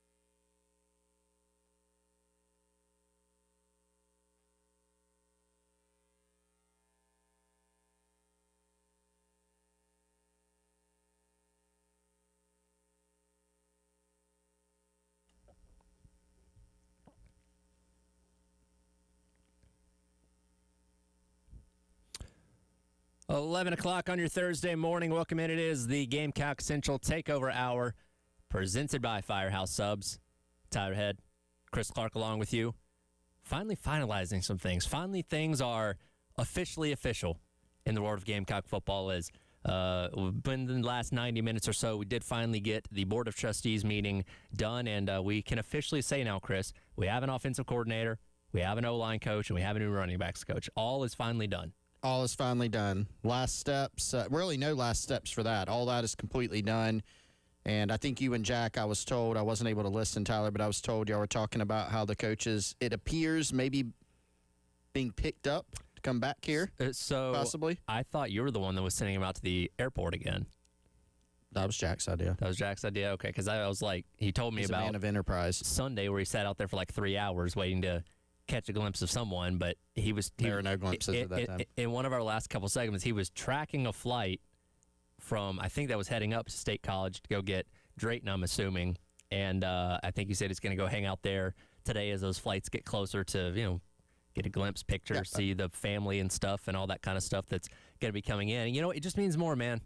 You can't take me to, I don't know, Lubbock, Texas. I don't think we're doing the same thing for the offensive line coach or whatever, or take me out to Pullman, Washington. We're not doing the same thing for an OC. It just means more down here, man. It does. I was laughing, like, when I heard about that, I was laughing at the mental picture of, getting out there and, during the actual tracking, you're like, ooh, who's on that plane? But, like, if indeed those go where we think we're going, where they are, where we think they are going, goodness, couldn't spit it out, then they'll come back with coaches, maybe their families, like you said. And I was just laughing at the mental picture of having guys, a bunch of fans over at the gate at Owens Field, Yeah. Let's go, coach. When he walks off and clapping and all that. Yeah. Like the opposite of the Ole Miss situation where the fans find out, they go to the airport and they're booing as they get in the plane, like you're applauding as they get off the plane. Yeah. Hey, it's the two sides of the coin, man. Now, I don't think, in fact, reading some of the reactions, the people in Fort Worth, Texas might be throwing him a parade on his way out from the way that they apparently feel about Kendall Briles. That's a strange dynamic. And I think, I can't remember if I mentioned this on the show. I have a theory that I'm beginning to develop that at a lot of schools, even the ones that are having success, they don't like their offensive coordinator, Like it's the easiest thing that people jump to when things aren't going right. Right. And, man, I think, look, whatever. I don't spend a lot of time on TCU Twitter. I suppose that's somewhat of a thing. Horn Frog Twitter, message boards. The people, look, I think what you look at, like Kendall Briles, what he's done throughout his career, this is the most decorated college offensive coordinator. The most, I would say, the most decorated offensive coordinator that you've hired in terms of what he's done in the college game. Sure. And really, that's what you were looking for, right? Right. In this hire, we had heard early on, Shane Beamer wants to go hire ideally a proven Power 4 sitting offensive coordinator. That's what he was going for. That's what the school was going for. That was the target, and that's what he's gotten here. And I think a lot of people, if you look at what he's done throughout his career, in terms of being able to basically do what he's going to be tasked with doing here. Nobody knows for sure how it's going to turn out, but he has gone places in his past where the offense was not very productive when he got there, and he was able to get them to turn it around. And Elijah and Preston had a guy on from the Fort Worth Telegram yesterday, and one of the questions they did ask is like, hey, this sentiment that the TCU fans have around Kendall Briles, what does that stem from? And he felt, again, this is somebody that covers the program every single day, that the Baylor-Briles connection is something that people never really got over. And again, when you hear the name Briles, you automatically think of the sexual assault stuff that happened at Baylor over a decade ago that led to Art Briles, being kicked out of the top ranks of college football, and now he's down at, D2 coaching and all that kind of stuff. But as I brought up several times through the investigation, nothing connecting Kendall to cover-ups or any of those other things that we know his father did ever came to light. So, yes, he was on the staff there, was part of, Baylor at that time, but he did not do anything to the egregious level that his dad did that led him to getting fired at Baylor. And look, like Jeff Lebby was on that staff too, right? And if because of the name, having the last name Briles, you're obviously going to be connected to it more. But like there are other guys that were on that staff that are coaching elsewhere now that it doesn't get talked about as much. But again, through the investigation, they did not find him having covered anything up like some of the other people that did get fired and that kind of stuff as well.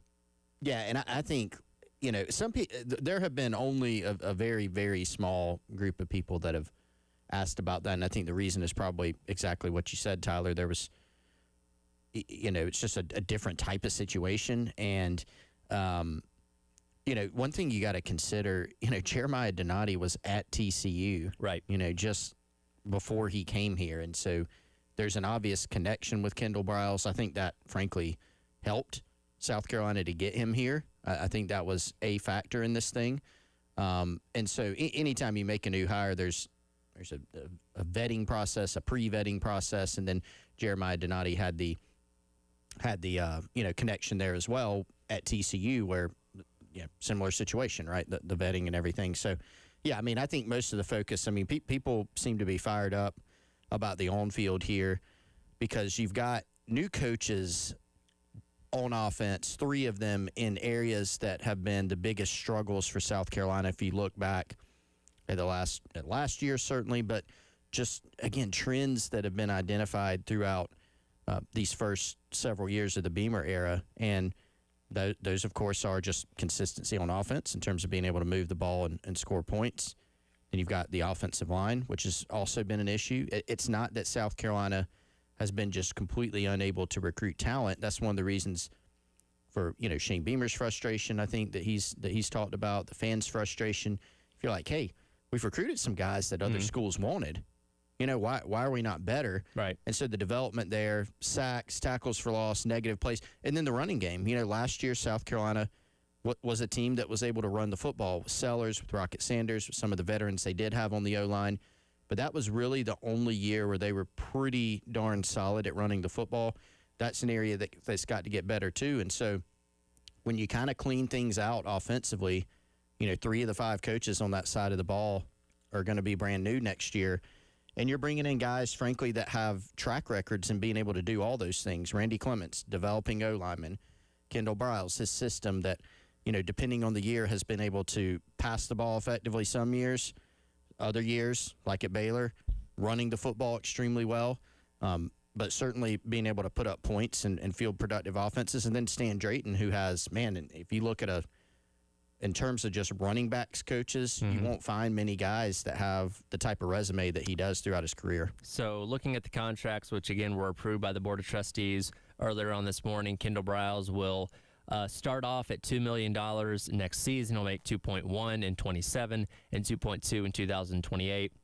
Of course, it's a 3-year deal, so going up by $100,000 each of those seasons. Like any coach on the staff, there are incentives baked in for making the SEC championship, winning the SEC championship, type of bowl game you go to, if you make the playoff, how deep you go in the playoff. So opportunity to earn a lot there. But I think it's important to note as well, and I kind of figured this would be the case because he was making about 1.5 at TCU, which that's a lot for an offensive coordinator. I figured it'd be somewhere in the $2 million range because, you got to incentivize them to want to come here. Now, he's not number one. Charlie Weiss Jr. signed a $2.5 million annual deal yesterday with LSU. Dim Brock at Notre Dame is already making $2.1, I believe. But he's definitely up there in terms of highest paid offensive coordinators in college football now. Yeah, yep. And you figured, I think you're right, Tyler. We didn't know these figures for sure until this morning, but you kind of figured, all right, if you're recruiting a coach to your program that already makes 1.5, he's probably not going to be making less unless he's stepping down. But this is a guy that's, not stepping down in terms of he's not coming here to be just the quarterback's coach. He's the OC. And so you're going to pay a market rate, and you're going to pay a market rate that's probably going to be higher than what he got. So, yeah, I figured it would probably be, if not $2 million initially, pretty close. So that's what it's at. Like you said, additional escalators in years 2 and 3 that'll take him to 2.1 and 2.2. And, Tyler, what that means, this is the first time in school history, if I'm not mistaken. Yeah, it's got to be. First time that both your coordinators are making over $2 million simultaneously. Yep. Clayton White already at that mark as well. we're not far away from a $3 million coordinator in college football. Well, haven't we had? Didn't Knowles make $3 million You know what? I think you're right. at Penn State? Yeah, and defensive Now coordinators. Tennessee defensive coordinator Jim Knowles. I would say Tennessee defensive coordinators tend to make a little bit more. When you look at a list of highest paid assistants, most of the ones at the top are already the highest paid. And yeah, I think we have finally crossed that $3 million threshold. So five's probably not all that far away because you have to keep going up, right? Goodness. The market sets the price, and you have to keep outdoing it. And I know we bring this up a lot, but think back to 20 years ago, Spurrier's contract here, making just $8 million was a big deal. And now it's like, yeah, we'll pay our backup assistant offensive line coach $1 million instead. Like, it is crazy, the money game in college football. And again, it's more revenue, more ratings, and all that kind of stuff. The money is certainly there, but now you've got coordinators making more than head coaches did 20 years ago. Well, you've got, Kendall Briles already, but certainly in year 3, he's going to be like creeping up on what Shane Beamer's first contract was at South Carolina. I think Beamer's first year of his deal, 2020, so the 2021 season, it was, I want to say, 2.75 a year, which at the time was either the lowest or one of the lowest in the conference, but still, that was an SEC head coach job. And now Beamer, of course, has, done well for himself, escalating up to, he's at, $8 million range now. Yeah. And you figured if he had some success that would happen. He's gotten a couple different extensions, I think, now. But, yeah, you've got coordinators making, just like 5 years ago, what could be, getting closer, not an SEC head coach salary, but getting closer there. So, yeah, these numbers will definitely just keep going up. The players, NIL numbers are still going up. That was a big, misconception about all this, that people were kind of wish casting. Hey, when revenue sharing comes in, all these, these numbers will settle. They'll start. The market will hadn't settled at all. Well, settled at all. Remember the governor of Louisiana saying just a couple weeks ago, "Hey, we're not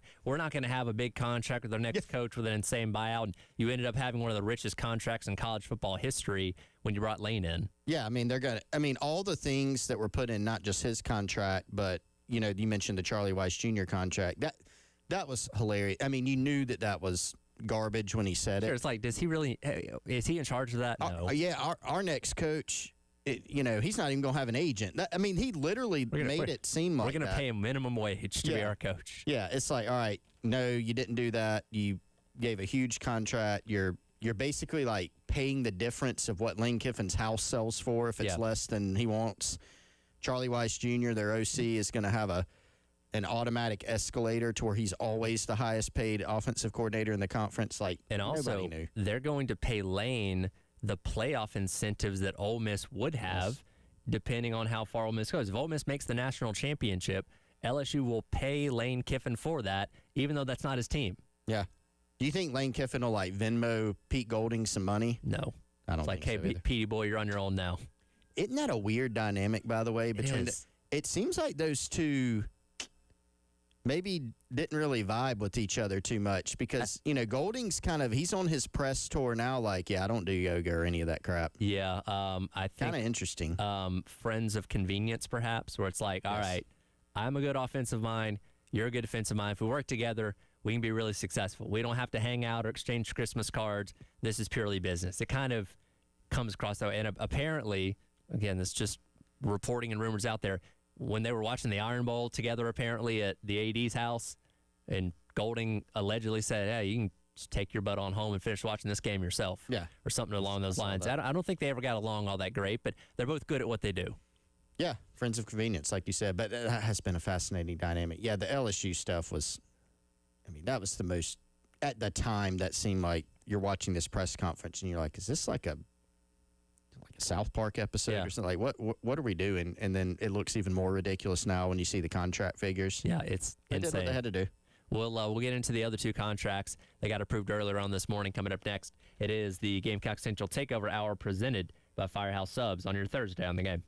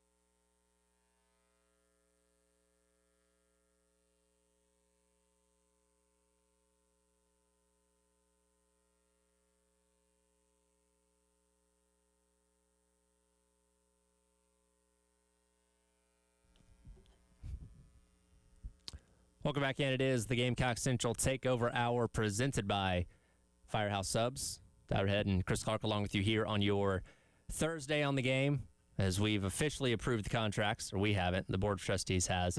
The contracts with the 3 new assistants for South Carolina ran through. Kendall Browse there in the last segment, again, going to be making starting salary of $2 million next year, 2.1 in year number 2, and 2.2 in year number 3 with the incentives built in depending on what those South Carolina teams do over the course of the year. But also have the contract details for the other assistants as well. And we'll start off here with Stanley Drayton, as I guess got to put his full government name on there, but Stan, as we'll refer to him as, will be making $775,000 as his base salary at South Carolina, still with the same incentives and all that, depending on SEC championships, bowl appearances, playoff, and all that kind of stuff.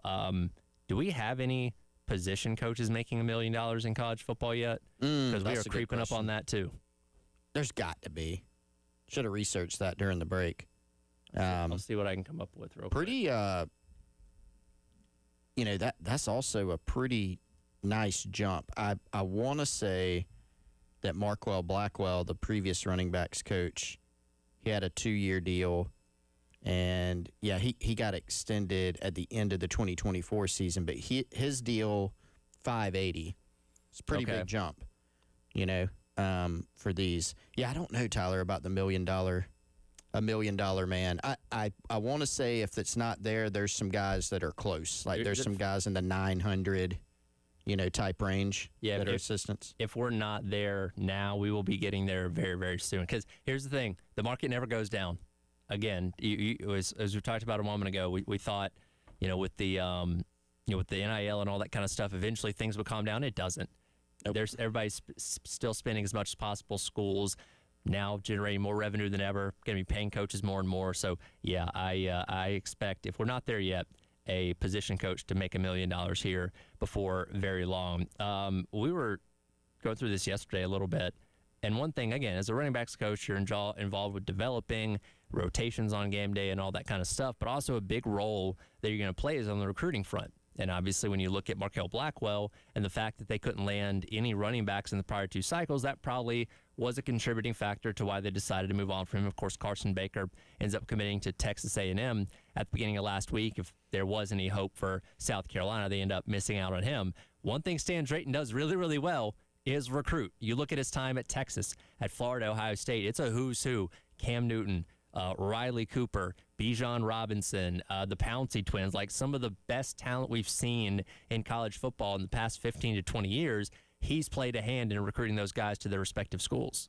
He has. And, you look at the recruiting track record. You also just look at the development track record, right? People obviously love recruiting, whether it's out of high school, whether it's out of the portal.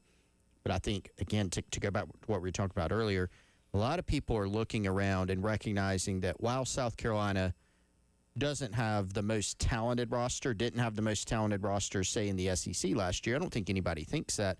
Everybody's looking around going, I don't know, isn't this probably better than a 4-8 roster? And so the development piece comes into play there, too. So when you look at Drayton, he was a great athlete himself in college, track and football at Allegheny. This is a guy that's been coaching for 30 years. He's coached running backs for 25 years. He has been in the NFL with the Chicago Bears. Most of his time has been at the college level. But, some of the guys that he's coached in college, you mentioned Bijan Robinson. That's one. Ezekiel Elliott. The list goes on and on. Brian Westbrook, a little bit of a throwback player for those that have been watching for a while. He was an excellent college and then NFL player. So he's got a really nice resume to where he has some cachet when he goes and talks to prospects, when he talks to their families. He has the cachet of saying, I have 2 national championship rings. Yep. He won one at Florida, won one at Ohio State. I've coached these guys, and a lot of them are going to be guys that are still going to be on 17, 18-year-old guys' radars. Here's who I've coached who's been in the league. Hey, I've coached in the league. I know what it takes. So he's a guy that's got a very impressive resume, and my understanding is he's somebody that Shane Beamer has – for a long time wanted to try to bring to South Carolina in some capacity. Now, I heard Preston bring up a really good point on this.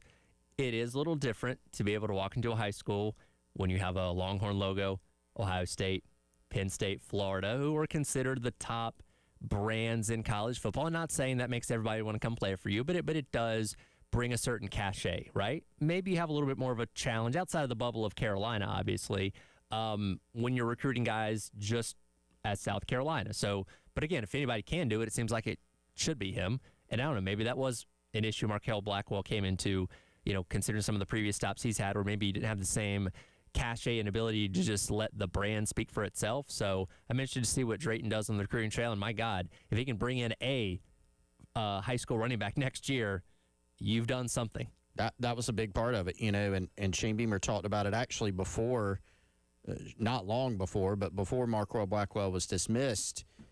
He talked about, hey, we've got 3 scholarship running backs in the room. Now, part of that is because you had a couple guys in Faison and Attaway that are going to be moving on, but you didn't have any. You still got some talent that can develop in that room, but you didn't have for the past 2 cycles, as you said, a freshman that's come into those classes. Some years you might can get away with not signing a high school back. A lot of times schools are going to go into the portal and get a running back. It worked very well for South Carolina last year with Rocket Sanders.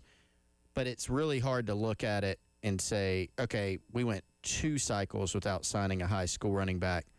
That starts to get tougher. It affects your numbers. Running back's obviously a room where you need numbers. So, increasing a few things that can get better. Obviously, the high school recruiting aspect that you mentioned is a big one. Stocking the room, having a balanced room, I think, between your younger and your older guys. And then just the production, right? Now, a lot of different things go into that. It's scheme, it's offensive line, it's the talent that you bring in, but it's about developing them too. And I think last year, in addition to the recruiting stuff, we were having conversations a lot on the running back rotation, And I think, again, there are a lot of reasons that the running backs are rotated like they were, but I think just getting, a guy like Stan Drayton, who's been around for so long, I think the hope is that he can help you in all of those aspects. And then the other contract, of course, being Randall Clements. Again, we're going government names here. Randy Clements coming in as the offensive line coach. He'll make $725,000. Again, the same escalators depending on postseason success. And obviously, he's somebody that's going to know Kendall Briles and his offensive system better than anyone because they've been kind of locked at the hip for most of the past decade in terms of the 2 places they've both been coaching at. Yeah, they've coached, Clements is a guy that they've got. Is it Clements? It's Clements. I'm sorry. Okay. I interchange them, and then I'm like, whoops. So we had a middle school named Clements Middle School when I was a kid, so I'm always going to think of it that way. It's like Roger Clemens with a T. Yes. That's how I think of it. Randy Clements, he's been at TCU as an assistant offensive line coach with Briles, but they also spent time they were at FSU for a year together. They were at Houston for a year together, and then they had 10 years of carryover at Baylor, including the last 2 that Kendall Briles was there as the actual OC, and Randy Clements was the O-line coach for basically that entire tenure. So these are 2 guys that work in lockstep. They're on the same page. They run the same system. Clements knows Briles' system. Briles knows how Clements coached. And I pointed this out this morning, Tyler, really the first time that Shane Beamer's had that. Yep. Right? Because Mike Bobo brought in Will Friend. They both bolted before they ever coached for Shane Beamer in a game. Then you had Satterfield, who was a GA at Tennessee when Greg Atkins was there, but they had never worked together. Dowell Loggins and Shula had not ever worked with Lonnie Teasley. So this is the first time that you've had that integration between an O-line coach and a coordinator, and I think, frankly, that helps. Yeah, definitely going to need it because, again, offensive line's been a struggle, and if you have a good offensive line, the rest of your offense can fall in line behind that. Tonight, the SEC schedule reveal comes out. We'll find out when South Carolina is playing its 9 conference opponents. What do we want to see? We'll discuss that coming up next. It is the Gamecock Central Takeover Hour presented by Firehouse Subs. Tyler and Chris on your Thursday on the Game.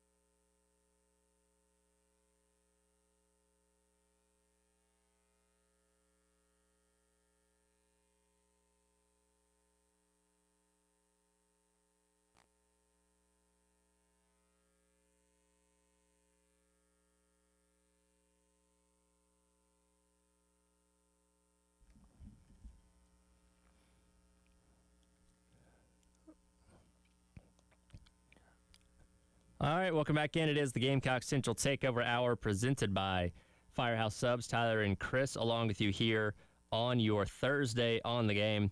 Again, reacting to what we saw the coach contracts that were approved earlier on this morning. It's also another busy day because tonight at 8 o'clock on the SEC Network, a special edition of SEC Now with the schedule reveal for 2026. We already know the opponents, already know who's home, who's away. So we have the locked-in opponents for the next handful of years and all that. But tonight, Chris, we get to find out who you're playing and when. And that is vitally important because, as per usual, Carolina has a very tough schedule. All the SEC teams that are going to be in the playoff here starting in a week and a half, with the exception of Ole Miss, are all going to be on South Carolina's schedule next year. So how do you space those out? Do you get those back-to-back? How does that look? Is going to be very indicative on what kind of season I think we can expect in 2026. And, regardless even of the order, A, the teams are going to be very difficult, as you said, and B, when you get into that conference schedule, you are going to get a lot of SEC games back to back to back to back. And so, one of the things that I do think fans like the idea of, and I do too, when they redid the schedule for the SEC for the past couple years, you had the traditional SEC East teams roll off. So you haven't played Georgia, you haven't played Tennessee, you haven't played Florida. People like playing those games. Yeah. Maybe not as much in recent years, especially against Georgia, as they have ascended into a powerhouse once again. But they're back, and so that's fun. Georgia comes here to Columbia, Tennessee comes here to Columbia, and you can go down to the Swamp if you would like to take a trip down to Florida for the first time in a little while. But that's cool, right? But the bad news is you gotta look. It's a really, really tough schedule. Another fascinating thing, I think, Tyler, is you are going to be playing 3 teams that are going to have new coaches. Yes. In the SEC. You're going to be playing at Arkansas, underrated trip. I definitely recommend going there, but that'll be year 1 of Ryan Silverfield. You're going on the road to Florida to play John Summerall in Florida, and then you'll be having Kentucky here, which is kind of weird for the second year in a row. Kentucky will be coming here. Yeah, whenever they change the way they do schedules, you'll run into those back-to-back sometimes that I'm sure will upset the Lexington folks to some degree. So year 1 of the Will Stein era. So few new coaches, few teams coming back on the schedule for the first time in a while. Play Mississippi State again. So it'll be fun. It'll be interesting. But, man, just once again, and we all know how important this year is. Mm-hmm. Once again, just a gauntlet of a schedule. And you're right. With the portal and all this kind of stuff, there's no telling what any of these teams are going to look like. Nobody thought Indiana was going to be what they were last year. I think even like Mississippi State surprised a lot of people this year with the steps they made forward. And you'll see them next year. If you could pinpoint like an ideal SEC opener, because, again, you'll play Kent State, you play Towson, you should be 2-0 to start the year, and then you get that first SEC game that starts the stretch of 9 straight games before you play Clemson to wrap up the season. Is there one that stands out the most for like, okay, I would like to really start the season against this team? How do you look at it, right? Do you look at it as, hey, none of these SEC games are easy, but, hey, I would really like to start, you're going to start with Kent State and Towson. Yes. You know that. You're going to end the schedule with your non-con rivalry against Clemson, and so you got a bunch of SEC games straight. So do you think of it as, hey, let's have a big marquee matchup to start it, or do you think of it as, let's try our very best to be 3-0 after this thing, right? So not that it's up to South Carolina. They don't get to, make the schedule. They play. Can you slip Sankey like a 20 and be like, hey, get Kentucky in week number 3, why don't you? I do think, though, so it depends on how you look at it, and then when's your bye week. I do think having a Kentucky or Mississippi State to open conference play is probably your most ideal, right? It's another home game, so you get to open SEC play at home. You get one that, I'm not picking those games on December 11th. I have no idea. But if you're looking at it right now with the limited info we have to go on and a couple programs and new coaches, you probably pick one of those to kind of, it's hard to say ease into SEC play, but, instead of, hey, it's Georgia, Georgia's coming to town, you get one of those others. I think there's also the philosophy of, well, get one of the tough games out of the way early, so you're not having to deal with those in a back-to-back situation or late in the season. I'm kind of with you, and I laid out my ideal way that I'd want the schedule to be. And there's no way to do this. We're like, oh, that looks so much better. Because, again, you've got so many what we know to be really good teams mixed in that you can't really avoid them for too long. But I had Kentucky in week number 3, and then I had Mississippi State in the penultimate week before you go on the road to Clemson. Because, again, those are 2 home games, 2 of the what we think are more manageable. I obviously don't want you on the road twice at the end of the season to close things out. So that's where I kind of put it on mine. Again, this is me being wishful thinking, so I don't know if what's going to happen or not. Also, important question, too, where's the bye week go? Because you only get one next year. With the way the calendar falls, season starts a little bit later in September. You only get one bye week. And, again, pick of your litter of which of the playoff teams you'd rather put it in front of, I guess.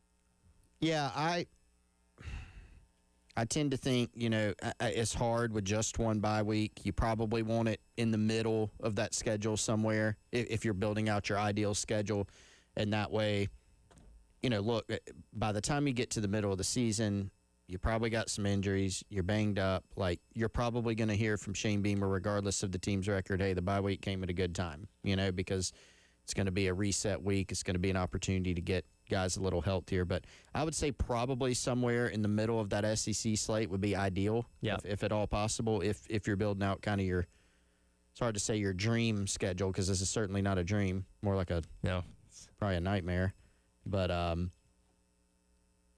probably want it somewhere in the middle of that SEC schedule. Yeah, I had it in the middle before Georgia. And again, they come to you, and their bye week is always the week before Florida, so they wouldn't have them coming off of a bye either. So that helps you out in that instance for what should be, assuming another top 5, if not the number 1 team coming in here at that point in the year. So you play 6 games, get a bye. Georgia starts things off, and then you play your other 5 games after that to wrap up the season. And there's no easy way to do this. You hope you avoid a situation where your first 4 games are all 4 of those playoff teams, or like for your 4 of your first 5 are, or something along those lines. Like, if we could space this out, that would probably be ideal. Well, you remember, past couple years, you look at South Carolina's like October. Yep. How just brutal. Including this year. And just how absolutely brutal that's been. You would love, like you said, to be able to space that out a little bit more. But, you're not going to look at any part of the schedule and go, oh, cakewalk. Like, I definitely, if I had to guess, I think that October and November are once again going to be, really, really difficult stretches for this team. Yeah. So we'll see what happens. Again, that coming out tonight. And look, we love any kind of football content. Yeah, we'll watch a show about who the opponents are going to be. Watch another show a couple months later about when those games are going to be played, and they'll have another show, late spring, early summer, about when the games are going to actually kick off. Like, they've got us, man, hook, line, and sinker. Yeah, they make shows for everything. They do, and we watch them. We do. That's why they make them. Again, they don't do it for no reason. It just means more. I think the Big Ten does something like this, but not to the same degree that the SEC does. I don't know. We'll see. Speaking of the Big Ten, some drama yesterday for one of their premier institutions. We'll talk about that to wrap up the hour. It is the Gamecock Central Takeover Hour presented by Firehouse Subs. Tyler Head and Chris Clark on your Thursday on the Game.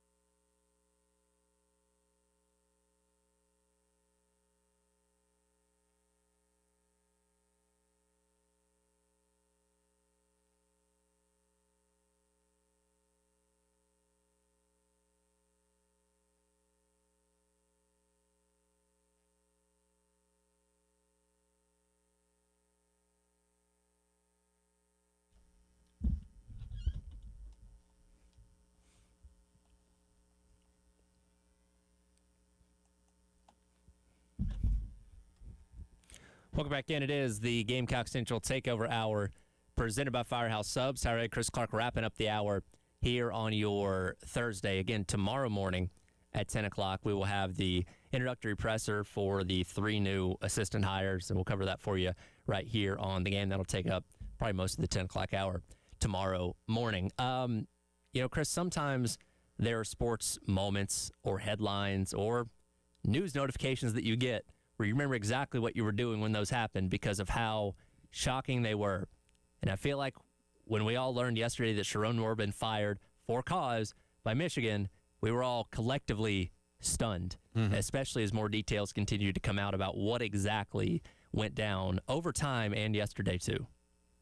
I'll tell you, man, this one has been crazy. So first of all, the details as they've come out have been crazy. When you see that hit, whether you saw the On3 graphic on Twitter, saw it on Google, got and talked to somebody this morning, hey, I got an email about it, probably from On3 or a news service. When you see that, you go, oh boy. Then you see why. And then you see some people start tweeting, and you're like, all right, is this the equivalent of a Twitter egg account from back in the day? But you see him being detained by police. You're like, all right, which parts of this are real? Seems like all of it's real. Yes. From what we've seen. And so it just gets, every time that we think, wow, this has maybe been the craziest college football year ever, something else happens. I'll tell you, it was interesting. A couple weeks ago, 2 or 3 weeks ago, I was talking to somebody in the media. He's like, hey, check out this rumor that I heard. I said, well, hit me. What is it? He said, the word is that Sharon Moore might get fired at Michigan. And this is, the season's still going on. Yeah. And they had a good season. They're 9-3. Yeah, 9-3. This is before the Ohio State game. Sure. This is before conference title weekend. I said, really? That's weird. Now, either he didn't know the person that told me or he just didn't tell me for whatever reason. I didn't know the why. I thought maybe, I don't know, maybe they're just put out with him. They're just not happy. Maybe they've got somebody lined up that they feel like can come. And the interesting other part about that, Tyler, is what he said next. And I'm not reporting I don't cover Michigan. I have no idea. Yeah. But the first thing he said came true. The second part was, the word is that they want to go try to get either Kalen DeBoer or they want to go get Lincoln Riley, and that if Lincoln Riley left Southern Cal to go to Michigan, Kalen DeBoer may go to Southern Cal. Okay. And I was like, got a little love triangle here. Yes. And so I was like, that is very interesting. And keep in mind, this was also at the time where Bama's kind of on the playoff line. The thought was, hey, if they lose to Georgia, which they did lose to Georgia, they still made the playoff. But, hey, if they lose the conference title game and get left out of the playoff, people in Tuscaloosa are not going to be happy. Maybe he'll need an exit plan. So all I'll say, it is interesting that some people, national people, local people in Ann Arbor, are putting both of those guys on their hot boards for the job. Kind of interesting. I don't know what's going to happen. Don't cover that program. But, just fascinating. Pete Nakos does not put out hot boards just for the fun of it. Yeah. When he puts a name on there, and he was one of the first ones to put it out last night, it's like, okay, there's some validity to this. And, in our minds, there's nobody leaves Alabama for another job. We think. Part of me, from a pure chaos standpoint, would be intrigued to see the fallout of that. I do think with him making the playoff now, maybe that complicates it a little bit, but not something I'm willing to say is definitely not going to happen.